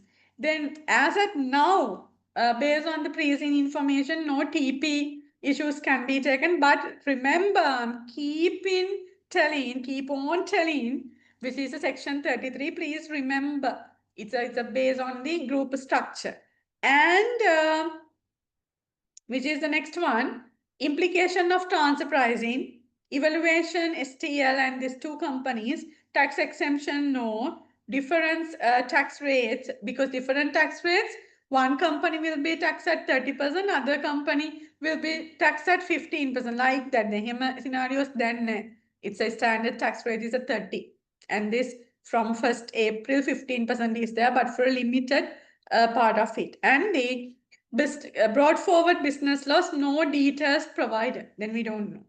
And the transactions with Singapore Telecom PLC subject to international transfer pricing, giving international transfer pricing negative make apply කරන්න එපා. This is for domestic transfer pricing. For the international transfer pricing, it can be happen transaction in between non-resident person, no transaction in between even with the which is the permanent establishment, then this can be happen. Then again, no details provided. But this is again eye-opener note. Additional note, however, in unseen above information may be provided and test on application of transfer pricing, domestic and international. If so, this Gazette, section 76 and section 77 are key for you to take that theory part and apply correctly. Okay. And then which is the next thing, application of the transfer pricing issues, which is a domestic transfer pricing. Then in that you have to identify the associated person. We know that transactions if unseen given. Evaluate the transaction by identifying arm's length and non-arm's length. We don't know now. Recommend best transfer pricing. It is a common framework which we are go. And again, we have transfer pricing penalties. I really need for you all to go through the gazette. From transfer pricing number, it has not tested from, I think, last two papers. Both two papers it has not tested. Then therefore we be in a group and all these things are there. Then please go through these areas. And transfer pricing penalties are there. Then it's even included in the gazette and these are in the act. And section 33 again given arm's length standards and arrangements between associates. 34 income splitting and 35 tax avoidance scheme. Then please go through these areas. And next one, which is the next thing. Next thing is the application of the section 46. I think all of you all know about section 46, which is the transactions in between associated persons by way of the transfer of assets. That particular transaction limited to the transfer of assets. Then under that categories of the assets, section 46 covers the investment asset, trading stock, capital assets of the business, depreciable assets, and 1, 2, 3, 4, yeah. These are the types of the asset. All the, if per se, all the relevant types of the assets, then captured through this section 46. What is the implication? The implication is if the transaction, if it is transfer of the asset, if it has happened in between associated person, then if this section 46(5) conditions met, the person who transfer the asset, who is the person getting income out of the asset, then assumed to be, deemed to be considered as transfer the asset at the net cost, and the person who which purchased the associated person who obtained the asset, he also taking the asset at the net cost. If so, the gain is 0. For this to go, when a person realizes asset, being trading stock, a depreciable asset, or an investment asset or a capital asset of a business, by way of transfer of ownership, the asset to an associate of the person, then if the section 46(5) requirements met, the person shall treat it as deriving an amount in respect of realization equal to the net cost of the asset immediately before the realization, the net cost of the asset defined in section 195 of the Act, which is under the general interpretation section. And B, the associate shall be treated as incurring expenditure of the amount referred to in above in when acquiring the asset. Then how you are going to compute a gain, Lamai? The gain will be computed on the consideration minus cost. Consideration minus cost of the asset. In this situation, the consideration it's equal to the net cost of the asset. Net cost of the asset at the time of immediately before realization, and the cost monada, then when it comes to cost, also equal to the net cost of the asset. Now consideration and net cost, consideration and the cost equal or not, both are equal, then gain going to be 0. Then therefore it's a benefit to go for that benefit. The conditions given in section 46(5), it should be satisfied. Now we will look at what are the conditions given in the section 46(5). In here, the conditions as per paragraph 5 of the section 46, the person or the associate is an entity. Yes, the entities. Then the asset, the person or the associate. The person individual වෙන්න පුළුවන්. Then in our case, person or the associate is an entity. Yes. Then ඒක and නෙමෙයි or either party. දැන් අපේ දෙන්නම entity ප්‍රශ්නයක් නැහැ. B, the asset or class, the assets are trading stock, depreciable asset, investment asset or capital assets of the business of the associate immediately after transfer by the person. Now, if I'm transferring, for instance, STL transferring asset to, or else which is PPL transferring assets to VTV, then the associate is a VTV. The person who transferred the asset is the PPL. Then under that situation, which is the VTV should use the asset either as the one of the forms. Then see, the person and associates are residents. Yes, in our case, yes. Then 3 Roman 2b, in the case of an associate partnership, make up then 2c, the tax rates applicable on the person's gain from the realization of an asset referred to in subsection 4 is equal or less than the tax rate which is applicable on the gain of the associate from the realization of such asset. Then අපි මගේ පැත්තෙන් බලන්න ඕනේ. Now in this one, this is applicable because for me also tax rate 30%, for other company also 30% because it's 30. Now take the situation of individual. In that context of the individual, now the companies transferring asset to shareholder. Then it's a 50%, 60% shares on and transferring the asset, the shares to shareholder. Shares being which is on it's a share disposal by the company. Then under that situation, order one shareholder is purchasing the shares. Under that situation, company will be taxed at 30%. Shareholder will be taxed at the 10%. Then it's not for the equal or less than for the me. මගේ පැත්තෙන් බලන්න ඕනේ. එතකොට මගේ rate එකට වැඩිය අරයාගේ rate එක equal උත් නැහැ. It's exceeded. Then under that situation, this is not applicable. මට පුළුවන් නම් අරයාට මේක transfer කළා. It's a group perspective we are looking for. Associated person. කෙලින්ම මං ඉන්ඩිවිජුවල් එකකට ට්‍රාන්ස්ෆර් කරනවා එයා විකුණුවාට පස්සේ එයාගේ වනේ 130යි 110යි මම කළොත් මම තව කෙනෙක්ට විකුණුවොත් මම 130ක් ගෙවන්න ඕනේ. ඉතින් it's a tax evasion method. ඒක avoid කරන්න තමයි මේ rates difference එක දීලා තියෙන්නේ. Then our case is a 30-30.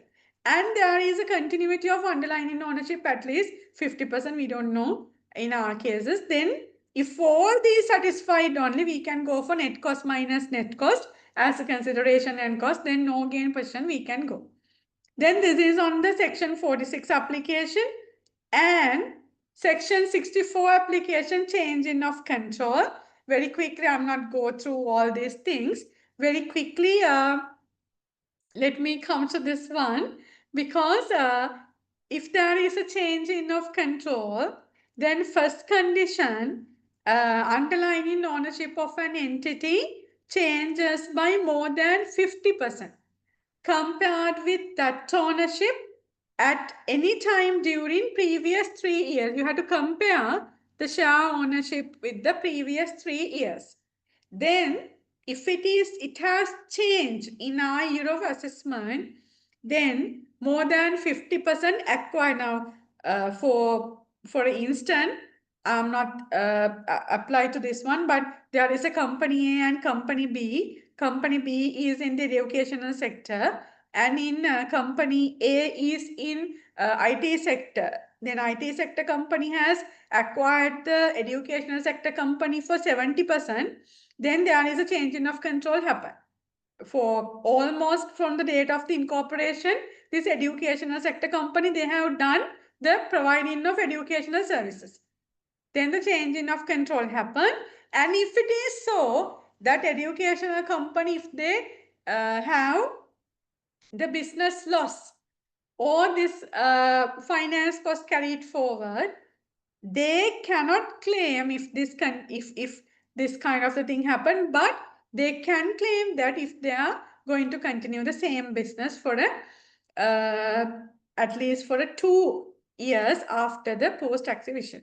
Now this thing we can apply to the option 1 if there are, which is the BC. That's why section 64 I have mentioned here, mentioned in that option also, which is the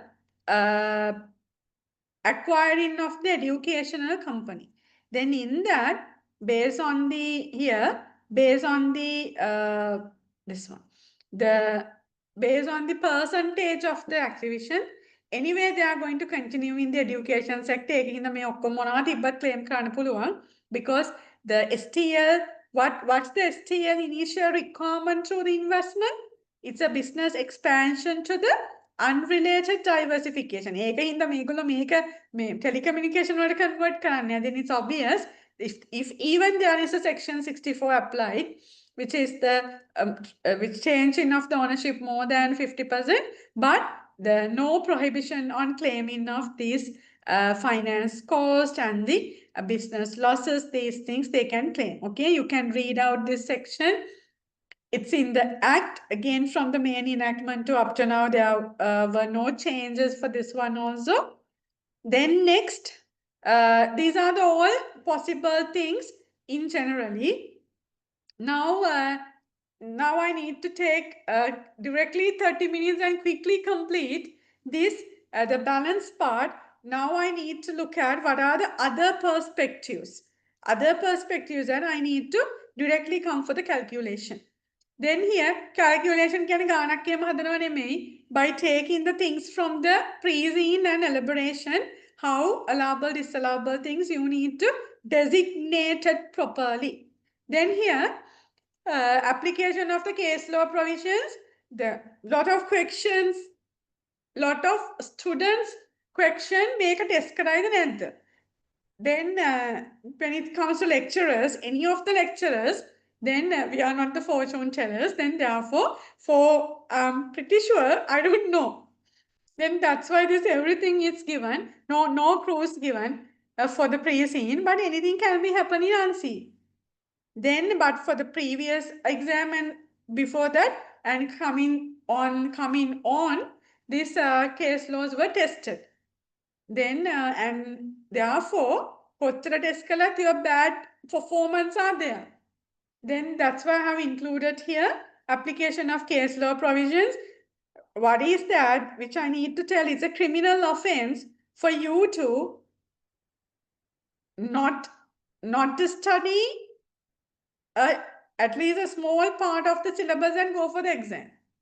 If you have done so, the drawback also you have to bear. There is 100% of syllabus, then don't tell me I'm so rude, but I need to tell because 2 weeks are there. I need to tell these, it's 100% of syllabus is there. Then you cannot go for the selective learning. Then how you can do that? Then do you know what are the areas can be tested at your exam? Even being lecturers, we are doing 100% of the syllabus, all of us. Then 100% of the syllabus. Then in that context, Lamai, then, and as a resource person here, I need to motivate you all. If there is 100% of the syllabus, you have to go through 100% of the syllabus. The paper is with the 100% of the syllabus. The waiting for the relevant parts.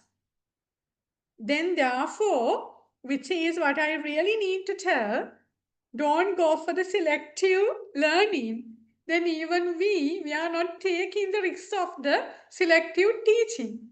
Then therefore, being students who are facing for the exam, the plan for exam is critical. Then with that eye opener only, I need to include this. There are the 5 categories of the case laws in your syllabus. which is on the adventure or concern in the nature of trade. Very simply, whether to identification of the whether this is a business income or not, or else this is what income, or else this is investment income. And capital and revenue nature direct application for the section 11, and this is direct application of the section 195, which is the definition of the business. Definition of business. And which is next one, which is third one, expenditure incurred on production of profit and income. And fourth one is the plant, and fifth one is the case law provisions applicable for employment income. But we have partnership also, which is the Dowd Boy case. But since the partnership is not in here, I have not taken. Then these are the 1, 2, 3, 4, 5 areas. Case law. Then before exam, please go through the relevant case laws. And this is from the, this is not my one, very clearly given from where, which I have extracted details of expenses as per the Dialogue Axiata PLC Annual Report 2024. As a figure for your explanations, this has taken. As a figure for your explanations, this has taken. Then this is the expenses which as per the annual report. Then I thought it's good for you all to take this, which is the director's fee. I will take one by one, but I need to come for this one also, which is very, since we have the real life example very directly, then why don't we go and look these things? Then director's fee again, for salary, director's fee, anything, then you need to look at very clearly, which is the which is you need to look at on whether APIT has been deducted or not. The application of the section 10.2. And secondly, you need to very clearly look at how the way of the money it has given. It's a recorded or it's a cash transaction. Then next, fees for professional services, the same thing. If it is from whom you have taken the professional service. If it is resident individual, for the calendar month, if it is more than 100,000, 5% WHT will be applicable. Deduct karlada gewalada. Then next thing, how the way of the its funds given, is a cash or it's recorded. Which I need to tell, section 10.2a and section 10.2 critical for your exam. Exam even patrically. Then this section 2a, which is on this single per day transaction, it was the first year of assessment. The 23-24, the first returns we have filed. Under that, it's 24, 23, 24. Then therefore, these are really hot topics. Then anywhere in the calculation, I'm pretty sure definitely these adjustments are there. Then amortization charge on intangible asset, anyway amortization should be disallowed. Then amortization charge of contract cost assets, any amortization disallowed. Depreciation and the other anything which is a provision, it should be disallowed. And the telecommunication development charge, it is production of income marketing, advertising and promotion, you need to look at. If a breakup is given, you need to look at. If the para it has given, then you need to look at. And the rental for site and office premises, of course, again, the deduction of the withholding tax you need to look at. And likewise, you need to look at the relevant types of the expenses. This is just for you to be more familiarized with your unseen. Okay. Now come to the computation part, which is the in link to the financial information provided. Other possible tax adjustments, resident company taxation computation. Then in the STL, we have to start from the profit before tax. Let me come to quickly the financial information which is in here. This is profit before tax rupees millions. Make a change on nothing at your unseen. This is your starting figure. In when computing the 30 marks comprehensive tax computation, you should have clearly mention everything. Your tax computation sheet should be separately. Your business income, assessable income from business, you have to compute separately, nicely in a separate sheet. Then you can go for whatever method, plus or minus or add less method, කැමති විදිහක් කරන්න. And the workings for business income should be separately mentioned. And again for investment income, which is basically a correct identification of the final withholding exempted or excluded, liable part and total, and very clearly the separate sources, whether it is from interest, rent, dividend, all things you have to mention clearly. And workings should be mentioned. If you have special notes to put, you have to put those. Then ඒක නිකන් අර අරහෙ දාලා මෙහෙ දාලා අපිරිවලට කරන්න එපා. You all strategic level students. Then the tax computation, why we are doing so? It is we have to do under section 4. Every source, section 3, the taxable income, every sources of income should be separately calculated and taken separately. That's what we are doing. You have to apply income tax return format, which we are doing. Then therefore, don't forget these things. At the exam, the presentation of your answer is very, very important for any paper. The presentation is very, very important. Then therefore, you have to do these things correctly. And before come to this, please go through examiner's comments. Then papers are there, the relevant suggested solutions are there. You all have enough resources. And please go through examiner's comments. By reading the examiner's comments, then you all can come to a conclusion, which is you are not doing these mistakes at your examination. Okay, then all the nitty-gritties and the study packs, these gases, and how I don't know how much of the resources around you. Then therefore you have to take maximum benefit. Now come to quickly for this, the profit before tax. I'll take one by one quickly. All figures are millions, then it's a starting figure. And in this P&L, we have the impairment loss. This is a provision, it's a loss, it's deducted, it shall not be deducted. And again, this is a company, we are not doing the tax computation for the group. We are doing it for the company. Then for company, that's why I separate kalla, highlight kalla, it's for the company.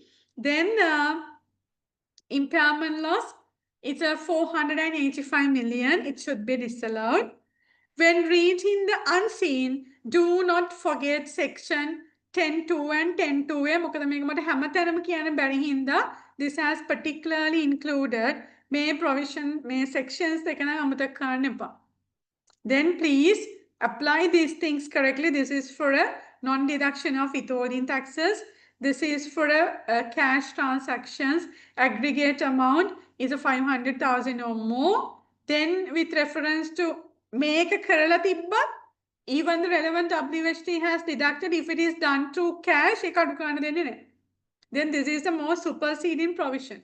Now, make එන්න කලින් superseding provision is this. But for this, now it's more powerful provision. And come to this staff salary, which I have explained. Check the correct application of APIT. If not deducted properly, shall be disallowed. That relevant part under in the staff salary. If the APIT has not deducted, that relevant part should be disallowed, again subject to section 2A. CSR expenses being a quoted public company, then CSR expenses shall be in your P&L. Then not incurred to production of income, it should be disallowed, but you need to look at what? qualifying payment application under 5th schedule under section 52. And R&D expenses, being a telco industry, the R&D expenses should be there. Then if the criteria is under section 15 satisfied, even a capital nature, even revenue nature, you can deduct, but particular criteria is under section 15 for the improvement of the process product, there are things, then if it is satisfied only, then you can deduct. And when computing business income, any capital nature expenditure you can deduct subject to section 15. Now the double deduction. Don't ask about the double deduction from Markham expenditure. Even for these R&D expenses, both abolish, not applicable for your year of assessment. It's abolished from 31st March 2023 for the year of assessment 23-24 in the May. Then next one, which is the litigation expenses. Check the nature of the expense and apply section 11. In the nature of expense, you need to look at what's the purpose, whether it's incurred for the production of income or not, paid to whom, whether it's paid to individual or entity, how did pay, cash or not, deduction of withholding tax as applicable. Okay. Then property, plant and equipment. ළමයි මේ adjustment නම් වරද්දන්න තියා හිතන්නවත් එපා. No room for you to make errors in these adjustments, which is a capital allowances, balance in allowance calculation, assessable charge, capital allowance එහෙම වරද්දන්න කිසිම අයිතියක් නැහැ. And for කිසිම දෙයක් නෙවෙයි. And again, opening capital allowances shall be correctly adjusted with the disposal based on the year of purchase. And we have leases. Under leases, we have ROUA. Then in that, very clearly, this is due to the accounting standard implementation. Then amortization of the ROUA, it's given in your paper when it comes to, not in income statement, but when it comes to assets, then which you can very correctly see, which is the, here, the right of use assets are there, then there should be amortization. Then in that amortization, it should be disallowed. Interest expense which charged to the finance cost, it should be disallowed. Actual rental paid, it is allowed. It should be provided in unseen. That is a part which we have to allow. Then do not provide the capital allowances. Now when it comes to this one, which is the in here, intangible assets, amortization, PP&E, right of use assets, and from subsidiaries, it's a which is a fair value changes, and it's OCI, it will be recorded, and other financial assets, the income we will come, and this is on the non-current assets. And next one, which is on intangible asset. Amortization of intangible asset, it should be disallowed. Provide capital allowances. If the actual useful lifetime given, you have to apply that. If not, what is given in the law, it's number of years 20. Inventories, now here, inventories, then possible adjustments, inventory written off, allowable deduction under section 11, any inventory provision, it should be disallowed. And trade and other receivables, possible adjustments, which is in here, trade and other receivables. Then for this one, trade debtor written off, if the relevant legal actions were obtained, then it is deductible. If not, it's disallowed. Provision for bad and doubtful debts, it should be disallowed. Under section 10, subsection 2b, Roman 8, it should be disallowed. Receiving of bad debts written off previously, it is part of the business income. It is part of the business income, and then it should be taxed. The double entry, it is when receiving, it's a bank debit, credit කරන්න receivable කෙනෙක් නෑ. It will be recorded under income statement as the other income. Then it's the receiving of the bad debt written off earlier. Then it's a part of the business income. It should be taxed. Legal expenses, which I have explained, it's we have to apply section 10(2)(a) and 10(2) with the section 11. Then next one, which is the other financial assets, the possible adjustments, which is on the income part of it. Treasury bill, treasury bond earlier explained. Interest income from FD, I'm not taking again. Listed investment in listed shares explained. Disposal of listed shares explained. Then anything, notional entries, this fair value adjustments, anything if it has charged to income statement, it shall not be taxed. Then it shall not be taxed means if there are fair value gains, then it's not taxed. If there are fair value losses, it shall not be deductible. And the next one, which is the this is on that other financial assets, a particular income, and when it comes to other income, ඕන දෙයක් තියෙන්න පුළුවන්. Dividend income, දැන් මේවට අමතරව ළමයි anything which is the insurance claim, which is unrealized. Now currently we have this unrealized gains on the units, like that, anything. Now anything unrealized, you cannot which is park tax on that. Then there may be rent in මේ ඔක්කොම කලින් explain කළා. ඒකින්ද මම ආයෙ මේවා කරන්න යන්නේ නැහැ, which already these things were explained, then I'm not taking again. Then dividend income, rent, profit from disposal of PP, if there is a profit, it should be removed from the business income and you have to compute assessable charge or balancing allowance. And other income may be included. For an example, this I need to count. Exchange gains or losses, I have taken the side of the gain and explained losses උත් එක්ක කරන්න. Then exchange gain net related to business income. Then what is the section we have to apply in that? Section 26. Foreign currency and financial instruments. Why this applicable? It is anyway applicable when it comes to page number 11 of your pre-scene. You can see foreign currency risk management. They need to mitigate the foreign currency risk. For that, there are forward contracts, and for some cases, they have applied for the hedging and the currency swaps. All things are there. But come to this one.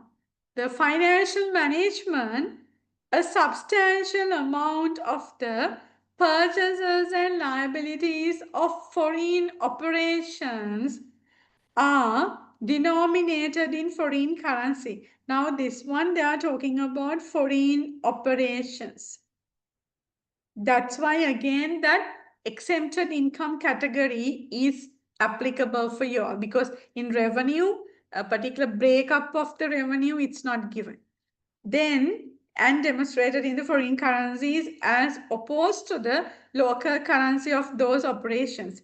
STL has established policies, guidelines, and control procedure to effectively manage and report exposure to these risks. Then through these risks, we have the exchange gains or losses. Based on that, then come to this, the application of the section 26, not only section 26, from the Department of Inland Revenue, they have issued a public ruling on this, providing more clarity on the application. Then the rulings, it's no need for you to look at ඊට පස්සේ act උත් බලනවා, gazette උත් බලනවා, ඔක්කොම බලන ruling උත් බලන්න කිව්වා කියලා කියන්නේ. No, I'm not going to tell like that. Then it is just for your information I have mentioned.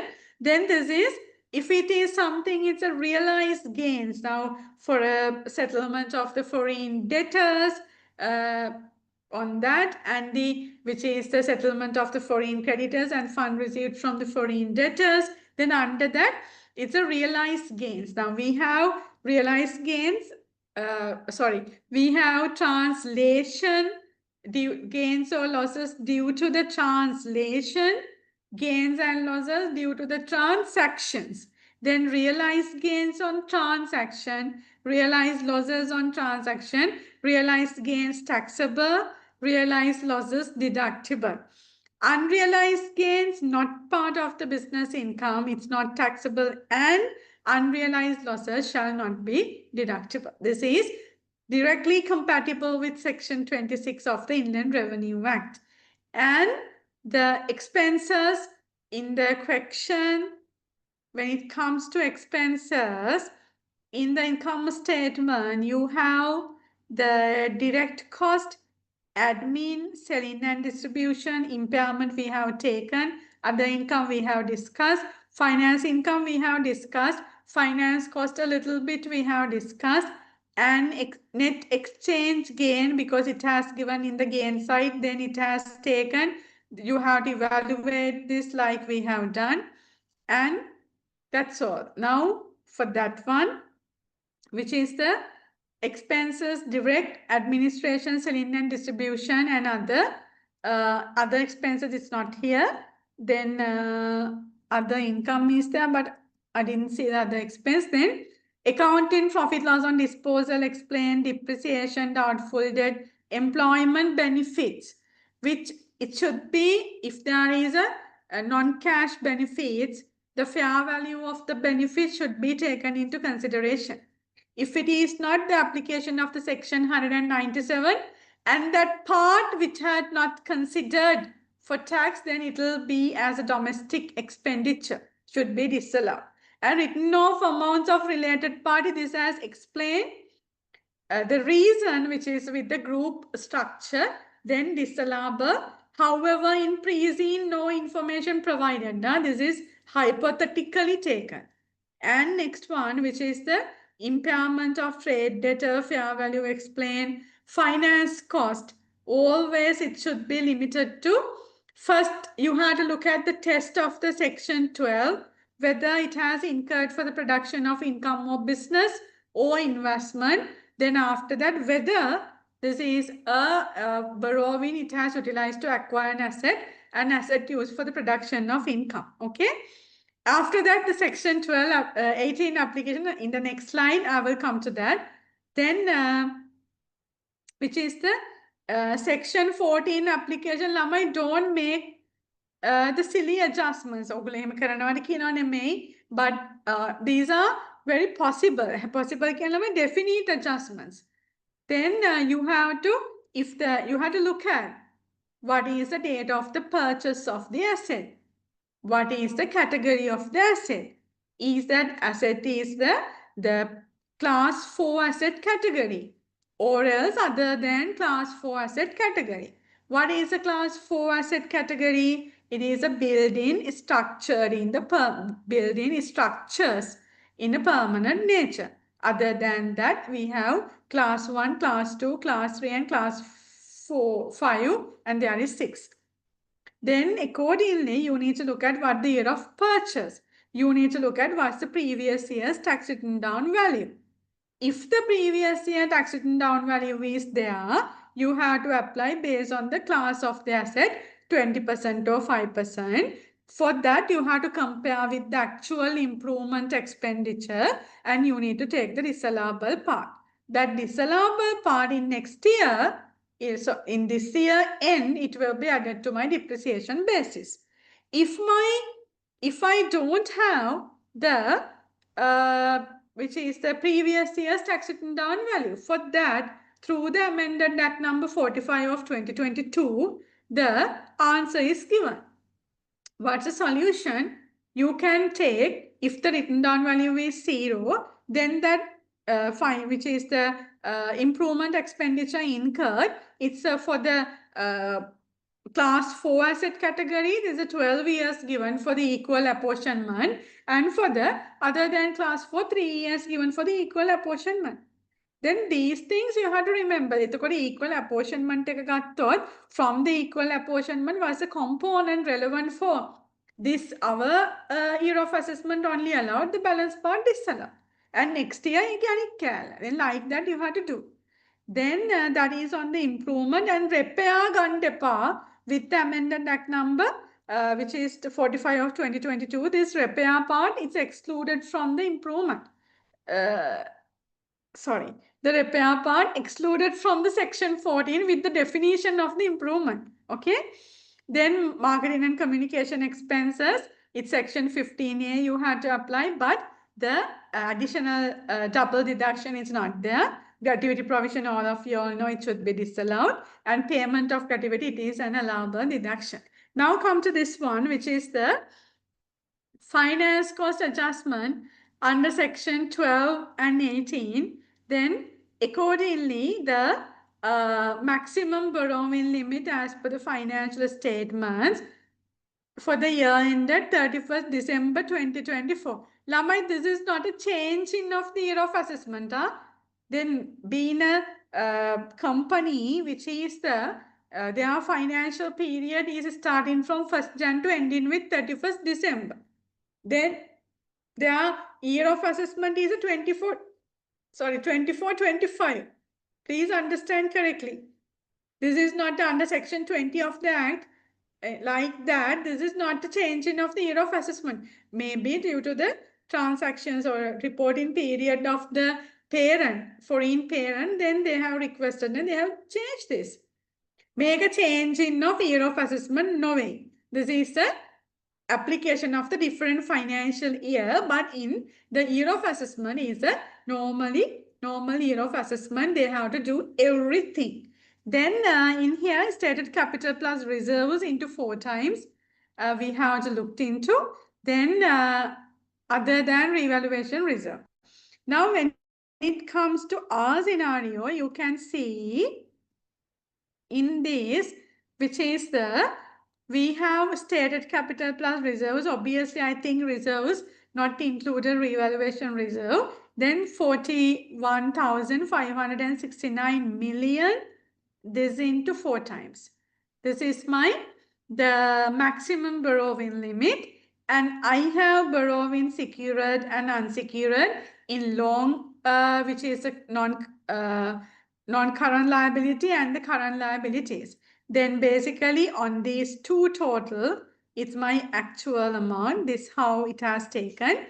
But in this calculation, I have totally disregarded the leases because I thought entire leases, it's a ROU, then ROU assets related lease, the liability, corresponding liability of that asset. Then therefore I have not taken in our calculation because the total in the application of the ROUA for the section 18 is not applicable.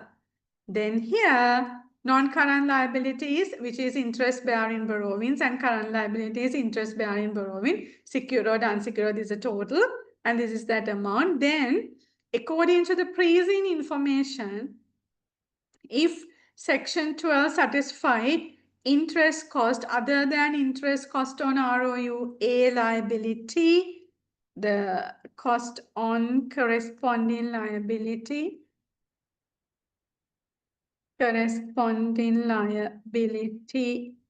on ROUA can be deducted can be deducted since the actual borrowing is less than the maximum borrowing. Then reserves, it's in question, sorry, praising it as given as reserves, then it was typically which is assumption put, assumed it has not included in the revaluation reserve. Okay. Then again, when it comes to this one, I need to come for, let me give me 1 minute.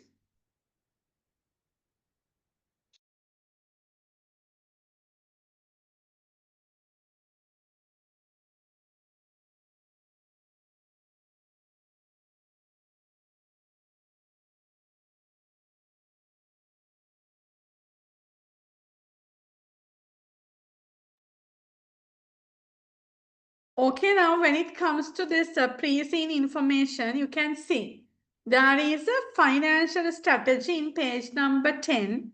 It has given in page number 10, which is here. You can see where the financial strategy, this one. In addition to its regular bank borrowings, STL has recently entered into an agreement with the International Finance Corporation, IFC, and has access to a loan facility up to $100 million. This funding will be used to expand and enhance broadband connectivity through the country. Then obviously this 100 million US dollars, this is incurred for the production of income.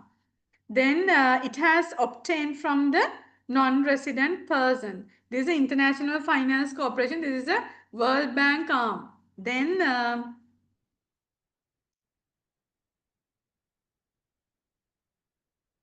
it been diplomatic immunities. No. Then it is an international financial corporation. This is a World Bank arm when analyzing what is this organization and looking for what is this one. Then under that it has evolved that this is a World Bank arm. Then under this, then what is the tax implication?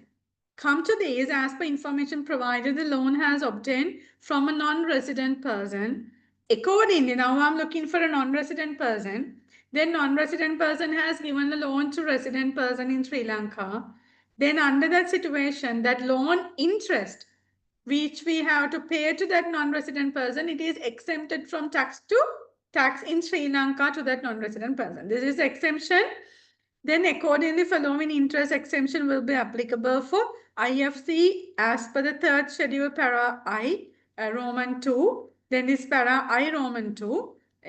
Para 1 Roman 2 means para I Roman 2.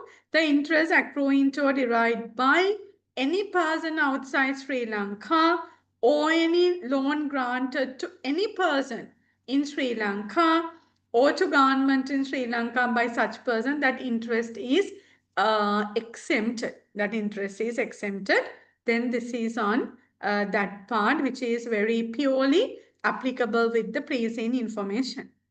And next, which is the section 2A, which I have explained. I think all of you all know on this. You can read it and you can apply this. Even last time the exam paper, December 2024, this has tested in your question, the calculation question. Then which is on the aggregate of 500,000 or more, which is the per day or single transaction. Okay. Then these are the things that if we have done it through the cash, then that amount, it shall not be deductible. If using cash, if we have obtained purchase an asset, then that asset is not a particular asset eligible for the purpose of tax. Obviously, the capital allowances we cannot provide. Then next one, which is the administration, selling and distribution separately, which is when it comes to the this balance part of the single transaction issue, which is section 10.2a. Then in the possible issues, the finance income, this has explained, I don't know how many times explained, on fixed deposit, T-bill, debentures, it may be, may not, but it has included. And this one, the section 23 subsection 7 application. The section 23 is for the accrual basis of accounting. The method of accounting for business income, it is accrual basis. It's a generally accepted accounting principles, which is SLFRSs, LKSs, SLFRS for SME, then these areas and accounting standards. Then here, if there is a deemed inaccuracy happen due to the recognition of the transaction under accrual basis. This is section 23.7. It's very important for us. The reason, if there is a deemed inaccuracy, there is a liability which we have recorded, and subsequently after even 3 years gone, that liability has not satisfied. We have not settled the liability. Then out of the tunak, we are enjoying the benefit of the liability without settling. Then irrespective of the accounting standards, anything, the act itself provided, if it is so, if that liability is not settling, then it is what? It is considered as other income, the write back of that liability to P&L.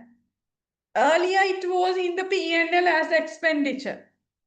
For instance, if there is a trade debtor, trade creditor, then in the trade creditor purchase debit and the payable, trade payable credited. Then that payable for 3 years is not satisfied. Then we have to again write back into the income statement. Then it is other income. Write back එක කලක් නැතත් in the financial statements whether it has taken into P&L or not. In the act we have right to tax it as it has, which is charged to the income statement. Then this is the section 23 accrual basis of accounting. Under that section 23(7) adjustments in business income.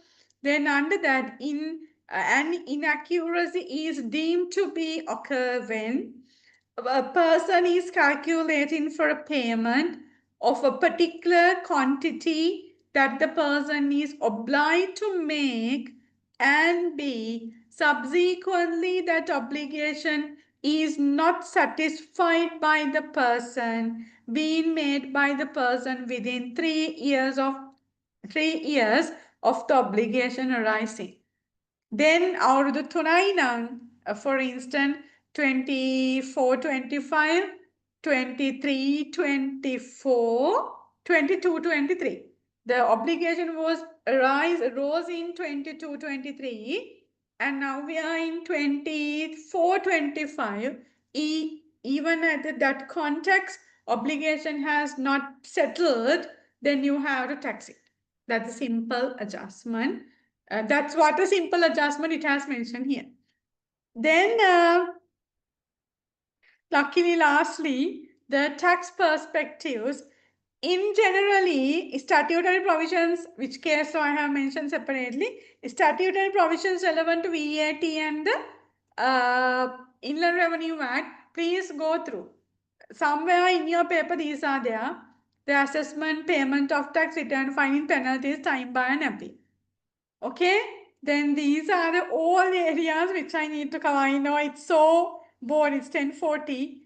Then I think you'll be so tired with listening to my voice, but nothing to do. I have to cover everything as a possible areas for you all. Then this is the end of the discussion of the pre-scene analysis for June 2025. Now it's time for question, I believe. The half went. Then that is the way on your, why it is not coming. Oh. Then we are ready, ma'am. What about second schedule kala? Janit, the second schedule done. Sixth schedule I have mentioned clearly. It's not applicable. The second schedule for the it's for the first option. Second schedule we cannot apply. It's undertaking of the existing business. For the option 2, second schedule kohetma ba, it has mentioned in here. In that the second schedule we cannot apply. The reason is it's investment outside Sri Lanka. Then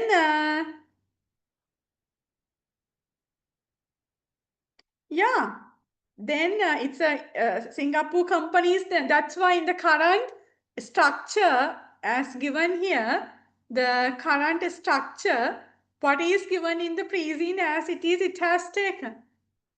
Then this question is very clearly, it's given, this how the structure it is mentioned. Then after that, after listing what is the structure, that's why I have mentioned, after listing what is the structure, it has not given. Then based on the available structure, we have to analyze. Then when it comes to this, on these two companies exhibition, and again on this foreign company, then obviously we can see the 20% is in public. The 20% is in public. Then other 80% is with the Singapore company, like in the real scenario. And if you have anything on this group structure, you can comment. Then is it audible? ඇහුන්නේ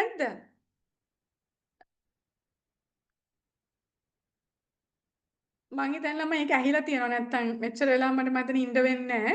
The voice is audible. Then you have to stop me and you have to tell him ප්‍රශ්නයක් තිබ්බනම්. Then hi madam, could you please explain how we can my mics are on, mics are working. Then hi madam, could you please explain how can we certify gazettes from the gazette notification from Sri. Darwa, you can certify, which is from the or the list of the gazette notifications they have published very clearly. It's in the CA Sri Lanka web portal also, website, and particular document they have published which is what are the Gazette Notifications Act and everything. Then you have to take a printouts of the Gazette notifications, and there is a respective person from the Education Division which he will help you all, Mr. Aruna. Then call him and allocate a time and certify these Gazette notifications before your examination. It's a something a very important prerequisite you have to do. Then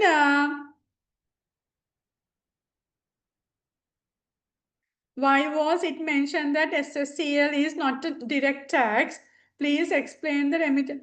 First question, then how can you tell SSCL is a direct tax? Do you know how SSCL will be charged? The SSCL Act is on the collection of the SSCL is silence. Then even I can pay my turn of SSCL. If not, I can put the SSCL burden through an invoice to you and collect it from you. You are my customer. I can collect it from you and pay. Then it's not a turnover tax anymore. Then it is based on the current application, it has become as indirect tax. Then it has mentioned through the session, then which is please explain the remittance tax implication of the event of the non-distribution of remitted profits, whether still remittance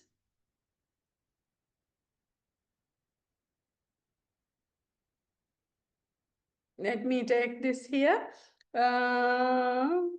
What is the question?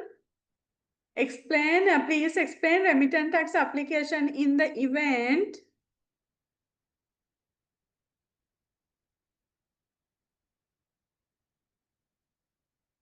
Wait.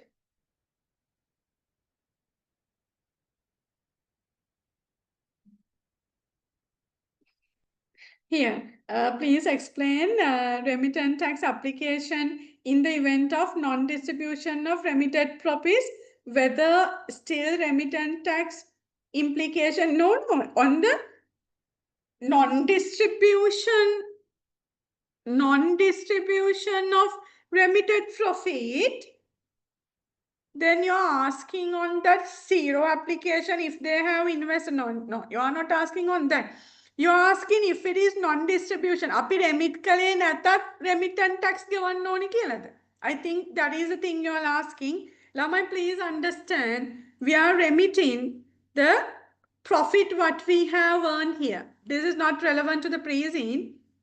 Then, which is on the non-resident and international taxation, we are remitting the profit, what's that, in the foreign, on behalf of the foreign country in Sri Lanka with the foreign which is the permanent establishment. In that, in permanent establishment in Sri Lanka, what they have earned after paying taxes in Sri Lanka, they have to remit. Then from Sri Lanka tax authorities, when at the point of remitting that profit after tax, after removing the dividend income included in there, then we have to pay tax. And when it comes to preparation of the financial statements of the non-resident person, which is a typically branch office, who are conducting business in Sri Lanka, at the preparation of the financial statements, we have to ascertain what is the tax liability with the assumption that entire profit after tax is remitted. Then in that non-resident company taxation, with the financial statements, in that profit after tax, we have to park into where? The changes in equity. Through the changes in equity, we have to put the adjustment as it has transferred to the head office. And we are doing that adjustment in the financial statements.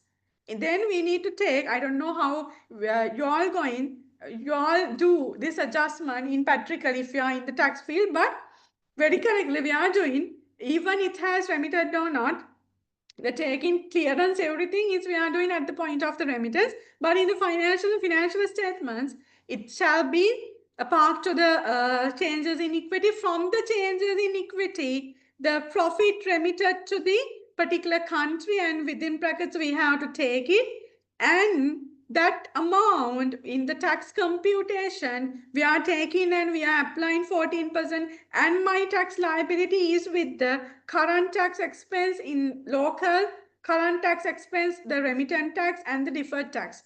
Then all components are there. That's a practical application.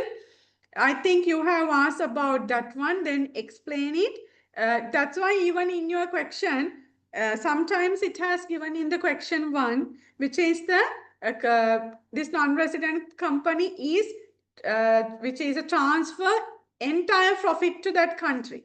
Then obviously you can compute the tax liability, but practically we have to show in the financial statements very clearly, and in the financial statements we have to provide the liability relevant for that particular year of assessment and the financial year. Then and again in the which is on the remittance tax, we have the application of the zero remittance tax. Please go through these areas. And next one, is there any?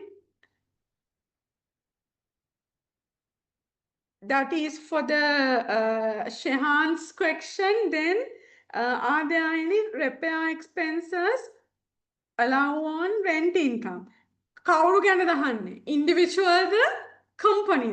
Then when it comes to rent income, then please understand rent income based on the asset which we are renting, whether it's an investment asset or a depreciable asset or a capital asset of the business, then the recognition of the assessable income will be changed. You need to look at whether it is a part of the business income through the effectively connected to the business, or whether it is an investment income. Or either cases, you have to apply what? Section 11. What's the section 11 given? The expenses incurred for the production of income of business or investment, you shall be deducted. Then under that context, I think I have given the answer for you. Why I have asked a sub-question, a cross-question to you, whether you are asking for the individual or company. For individuals, being a resident individual, other than this actual repair cost scenario, they have a relief of 25%.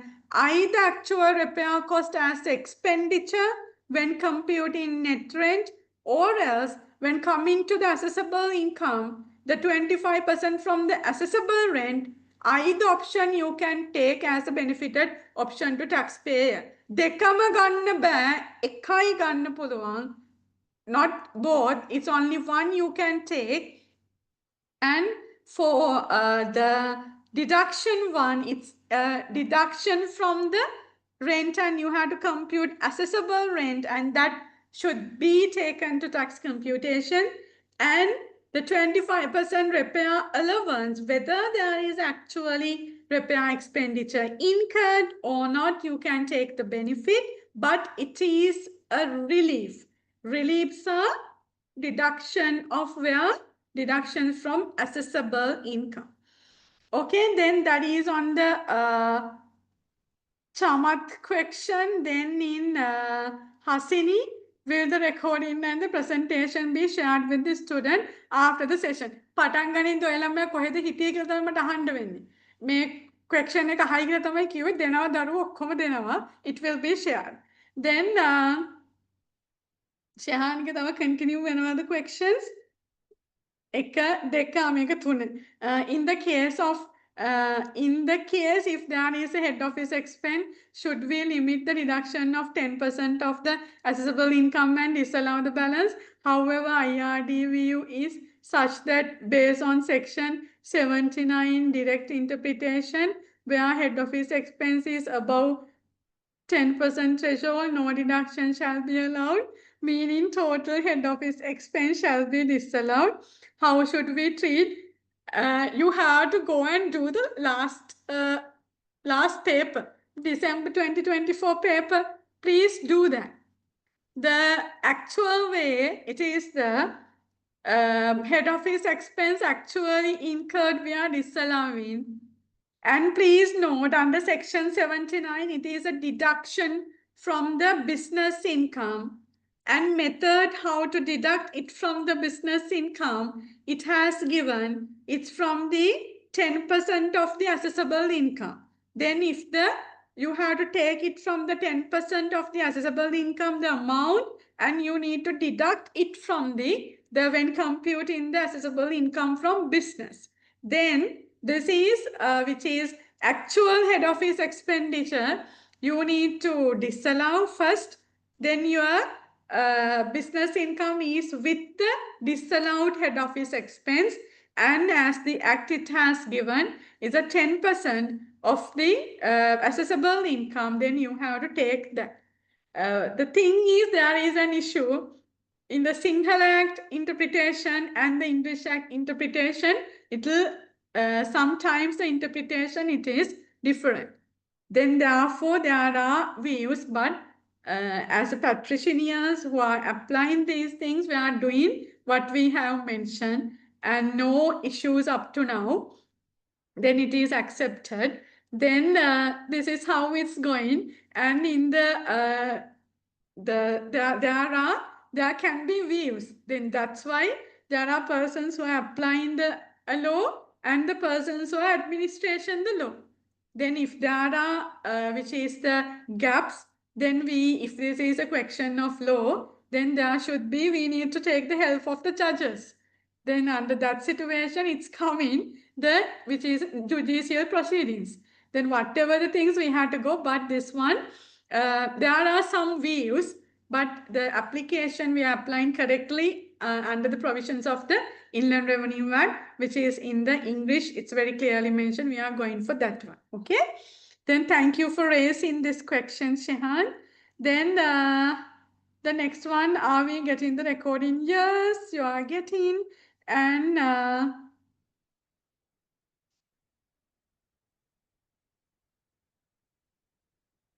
yeah, sure. The recording is there. Then don't worry. Thank you. Then, madam, drink some water, will you? Yes, that's what I have done. Thank you, Shaman. Then that's what I have done while, which is mute the mics and the switch off the videos because it's talking for 3 hours. Minute to hatarai tiyenne. Then thank you. Then really effective section, ma'am. Thank you. Then Kobalana.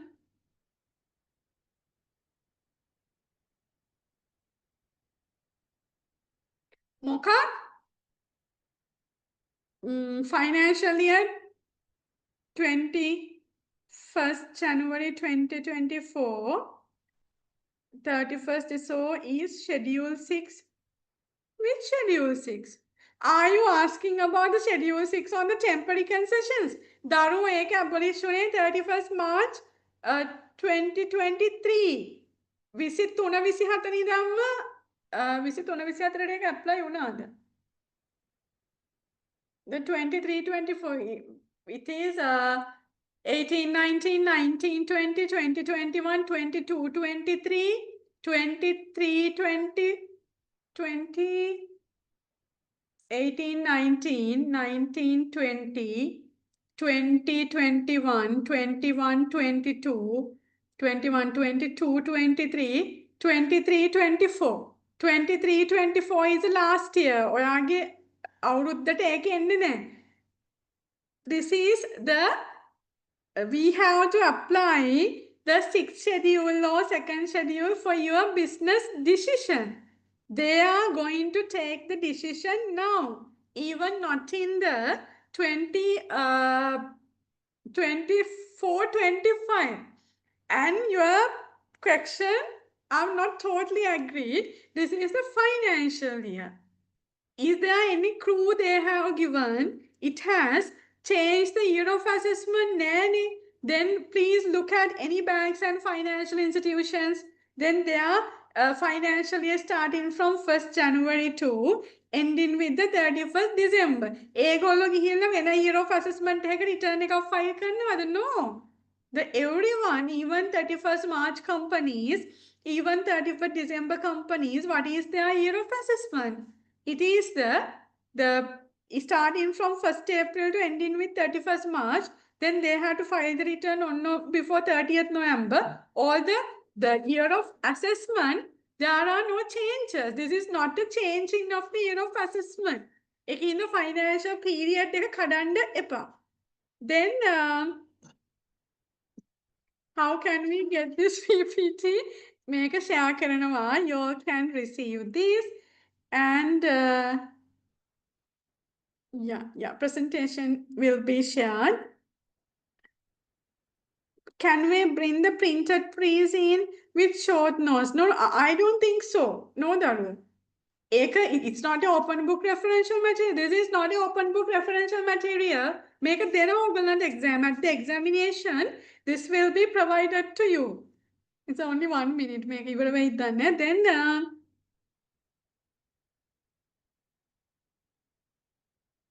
is it good to start the paper from the question 3 in the exam? It's up to you. It's up to you, Daru. I cannot tell anything. It's really up to you.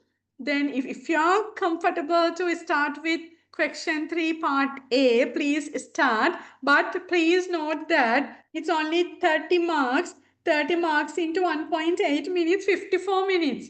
Complete it within 54 minutes and you have to do rest of the 70 marks. Don't forget. Then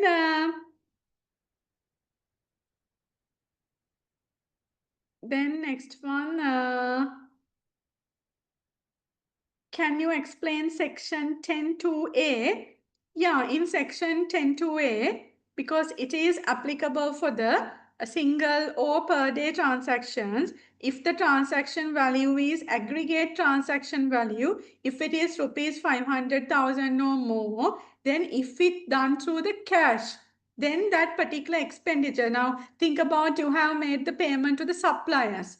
Then that supplier payment, then it done through the cash. The 1 million of the supplier payment I have done through the cash.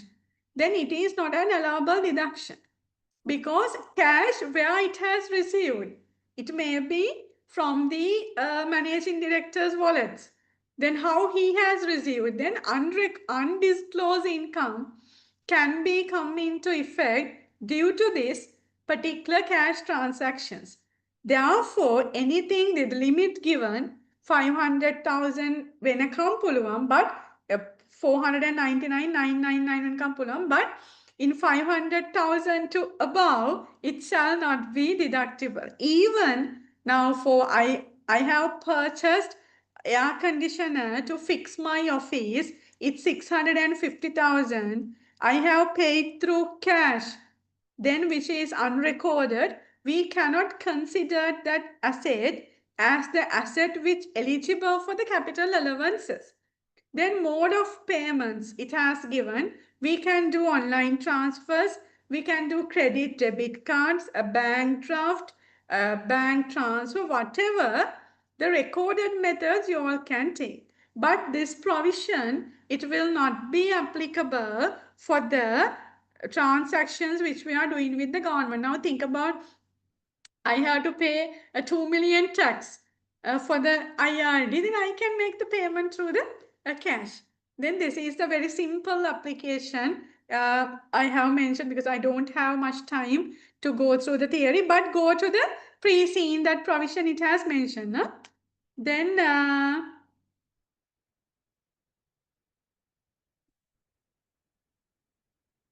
can we have a short note or mind map on the IR Act, including the relevant applicable sections or referring to the amendment gazettes?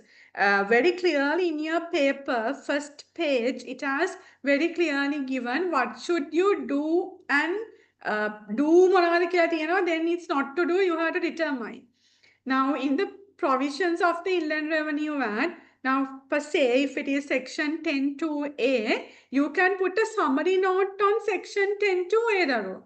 But other than that, examples like that, I don't think you have to write everything.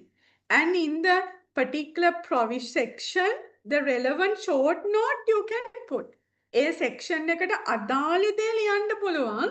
ඒ වුණාට section එකක් ගාවින් case law provision එකක් එහෙම එහෙම වෙන බොරු වැඩ කරන්න බෑ. But for the relevant parts, you can do it's in your paper first page. Please look at that. But highlighting, putting the short notes allowed as much as it is relevant for that particular area. Okay. Then, hi madam, how many years we can claim finance cost for disallow for the think approval? Yeah, it is 6 years. 6 years from the year of assessment down. If it is incurred in 2018-19, if it is incurred in 18-19, the disallowable amount, just assume is rupees 100. ඒක අපිට ඉස්සරහට අරන් ගිහින් unused finance cost එකට claim කරන්න පුළුවන්. We can carry it forward and we can claim it to the unused finance cost up to 6 years. 18-19 year it incurred. Then it's a 19 to එතනින් තමයි ඉස්සරහට එන්නේ. එතන ඉඳන් ඒ අවුරුද්ද නැතුව from next year it's 18-19 gone. 19-20, 20-21, 21-22, 22-23, 23-24, 23-24, 24-25. The 6 years comes like that. Okay, 6 years applicable like that. And no, Daru. Gazettes aran yanna bad. Another question, we can bring the gazette. Now how can you know? How can you know which is what treaty is going to test? Therefore, you cannot bring. But the relevant annexures, you have to refer the past papers. Then 2 weeks are there. Then please understand very correctly for student to make sure you all taking effort to pass. There are important points. You should know about the syllabus. And you should do the questions relevant to the syllabus. And third one, you have to definitely, you have to do the past papers. Then when it comes to your question, in the each and every paper, what it has tested as a double taxation treaty, the relevant annexures given in the paper. Then therefore, at least 1 or 2 treaties look at what is the format of the treaty, what are the articles, ඒවා කියෝලා ඒවා කරලා නැත්තම් අඩුම තරමේ treaty එකක් බලාගෙනවත් යන්න දරුවනේ මොකද relevant annexures will be provided to you at the exam. There are if you have look at the IRD web portal under the useful information tab, there is the international relations. In that the relevant or the list of the treaties are there. Then මොන treaty එකද ඒද කියලා you don't know. Then we don't know. Therefore, that's why the examiner will be provided those annexures. Then you can directly read and apply those annexures. Okay? You cannot bring the double taxation treaties as the gazettes. Okay? Then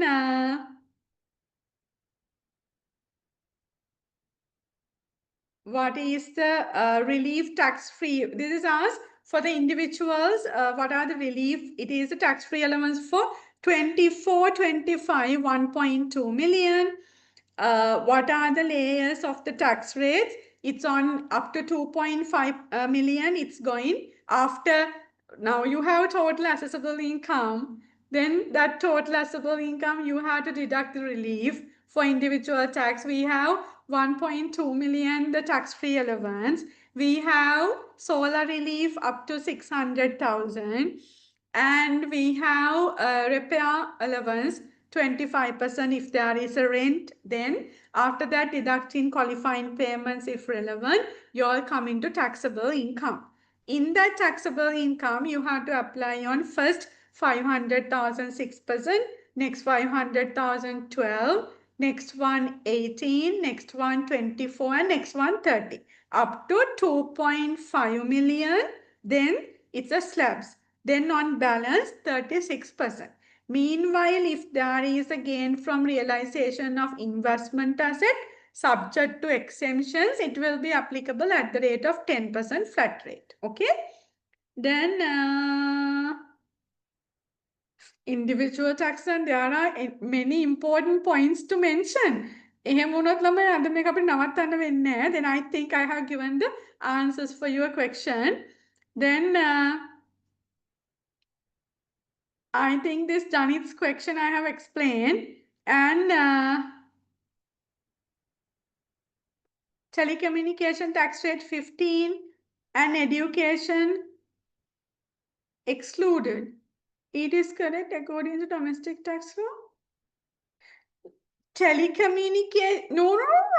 The corporate income tax rate is a 30. This is separate telecommunication tax. It will be charged by the governing authority. Then the governing authority. Then wait.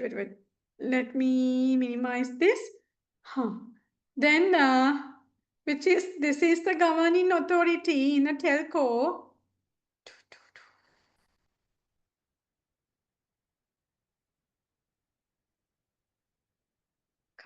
This one. This is the telecommunication industry in Sri Lanka regulated through the Telecommunication Regulatory Commission. Then this particular telecommunication telecommunication levy. This is a levy. This is not the income tax. This is a levy, and the income tax in here, this is 30%. This is 30%, huh? Then that is levy. Additionally, you are pre-seen, the additional taxes are given. Then that's why for you to give the more understanding, it has given. Don't do mess up things. Huh? And for that section 10, 2A provision, the student who has asked about that, it has included here, which is in, I have not put the slide numbers, I'm sorry. It is in this one. Okay. The application of the section 10.2a, you can refer to this, the theory part, it is there. Any questions? Now you need to go to sleep. Then මං හිතන්නේ මං ඔක්කොම කිව්වා. And hi madam, any tips to what to do next 2 weeks? I have only limited amount of knowledge gathered. This is which is psychological thinking, which even me, even you, this is a psychological thinking, very close to the exam. It is we are thinking අපිට තියෙන knowledge එක මදි. Then ඒක ළමයි, it's there, always there is a gap. Anyone cannot take the 100% and go. But what you all know now, please polish that. That's the thing. This 2 weeks, if you have not seen past papers to your eye, please past papers ganda. For the past papers, don't look at the paper and the answer. You have to do the past papers. That is a critical success factor for you to pass. Then therefore, while doing the past papers, if there are issues, go for the relevant theory areas and check. Please, in the non-resident and international taxation and VAT and this resident company taxation and all other areas, if you have not done soundly, then not down soundly. Then under that situation, I'm also confusing. What you have to do, take the area now. First question for the non-resident and international taxation without knowing that you cannot do that question. Then you have to know about that. Poddak vattannatha, you have to study it. You have to take the hard work effort, study that, and even for the VAT, because I have taken that to the separate two questions are there. And on this, with the pre-scene and everything, you can manage the question 3. Then, and the past papers, the important areas you have to understand. Then this is your syllabus, Lamai. Then you can see in within the syllabus, this is your syllabus, and within the syllabus you can see from this non-resident and international definitely 15 marks there, and for VAT definitely 15 marks there, 15 to 15, 30. Without knowing these two special areas you cannot do anything. මේව study කරලා නැත්නම් වහාම study කරන්න පටන් ගන්න. If not you are struggling in question 1 and question 2. With all the areas, with all the areas you have to know. Then I don't have a plan. uh, tips, you're asking tips. Do the papers. If you're not good in these key areas, at least take maximum time and you have to revisit these areas. Then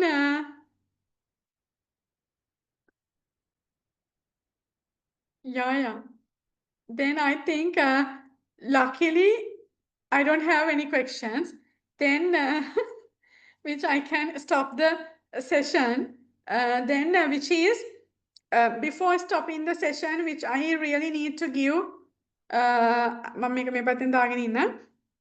Then I need to give very small ending thoughts. This 2 weeks, it's critical for you all. Even the 29th, if you are doing 22nd, 29th, the whatever days for whatever papers, then it's critical 2 weeks. Then don't waste your time. Then even you have limited time, you can do this. It's a 50 marks for tolerable errors and 50 marks for you to pass. Then you all done everything up to now in a good manner. Up to it's a which is a business level 1 and 2 and the corporate level, and you are in the strategic level. Then therefore you can do this. Then do the past papers. That's the one thing. And if there are areas which you are not familiarized with, you have to revisit those areas. And at the actual exam, be sure that you all bring all the open book referential materials and all the nitty-gritties for your exam. Open book referential material, the gazettes you have to certify. And the next thing, which is the time management at your exam. 15 minutes for your plan. Plan the answer. ඔක්කොම answers plan කරලා ලෑස්ති වෙන්න එපා විනාඩි 15 වෙදී. Please take the one question which is more familiarized to you. In that 15 minutes, read it and complete it. And when the answer booklet received, please start your writing. Normal, my method is I'm reading the requirement and go for the facts. And I know where I need to apply the things. But for you, if it is not familiar in that manner, read the facts and come. Read facts කියෝලා requirement එකට එද්දී facts අමතක වෙලා තියෙන්න එපා. නේද කරන්න වෙන්නේ. Read the requirement and sorry, facts කියනවා requirement. I requirement කරන facts මේක කරන්න බෑ. Then you have to draw the things, you have to write the things, whatever the exam mechanics for you to applicable, please apply. And it's a 3 hours, it's not 6 hours. Then if you are being a stringent fellow at your exam, you are losing your marks. එකම question එක බදාගෙන ඉන්න එපා. If you struggling in that question, move for next one and do it. And if time permits, come to this. Please, it's for the 25 marks question. It is divided into if I had taken 15 marks for first, it's 1.8 minutes, 27 minutes. එතනින් එහාට ගන්න එපා. Then for the balance 10, 18 marks. And for the question 2, for the first 15 marks, again, 27 minutes. And for the balance 10, it's a 18 minutes. Like that, you have to divide and you have to do. Okay? Then I think that's all from my end. This PPT will be shared and I will email to them. And again, which is on the recording, I'm pretty sure it is available for you all. Then let me finish the session. Wish all the very best for your exam and for your life, for all the good things around you. I wish everything it's happened as you wish. Okay. Now let me finish. If not, we have to tell not good night. It's good morning. Okay. Then thank you very much for interactively be with the session. I think you have got the idea on this. And when it comes to which on the overall picture of the pre-scene, let me take, it is very open-ended case, then anything within the syllabus, it can be tested from you, okay? Then let me stop share and let me stop the session and then wish you all the very best for your examinations and good night for all of you.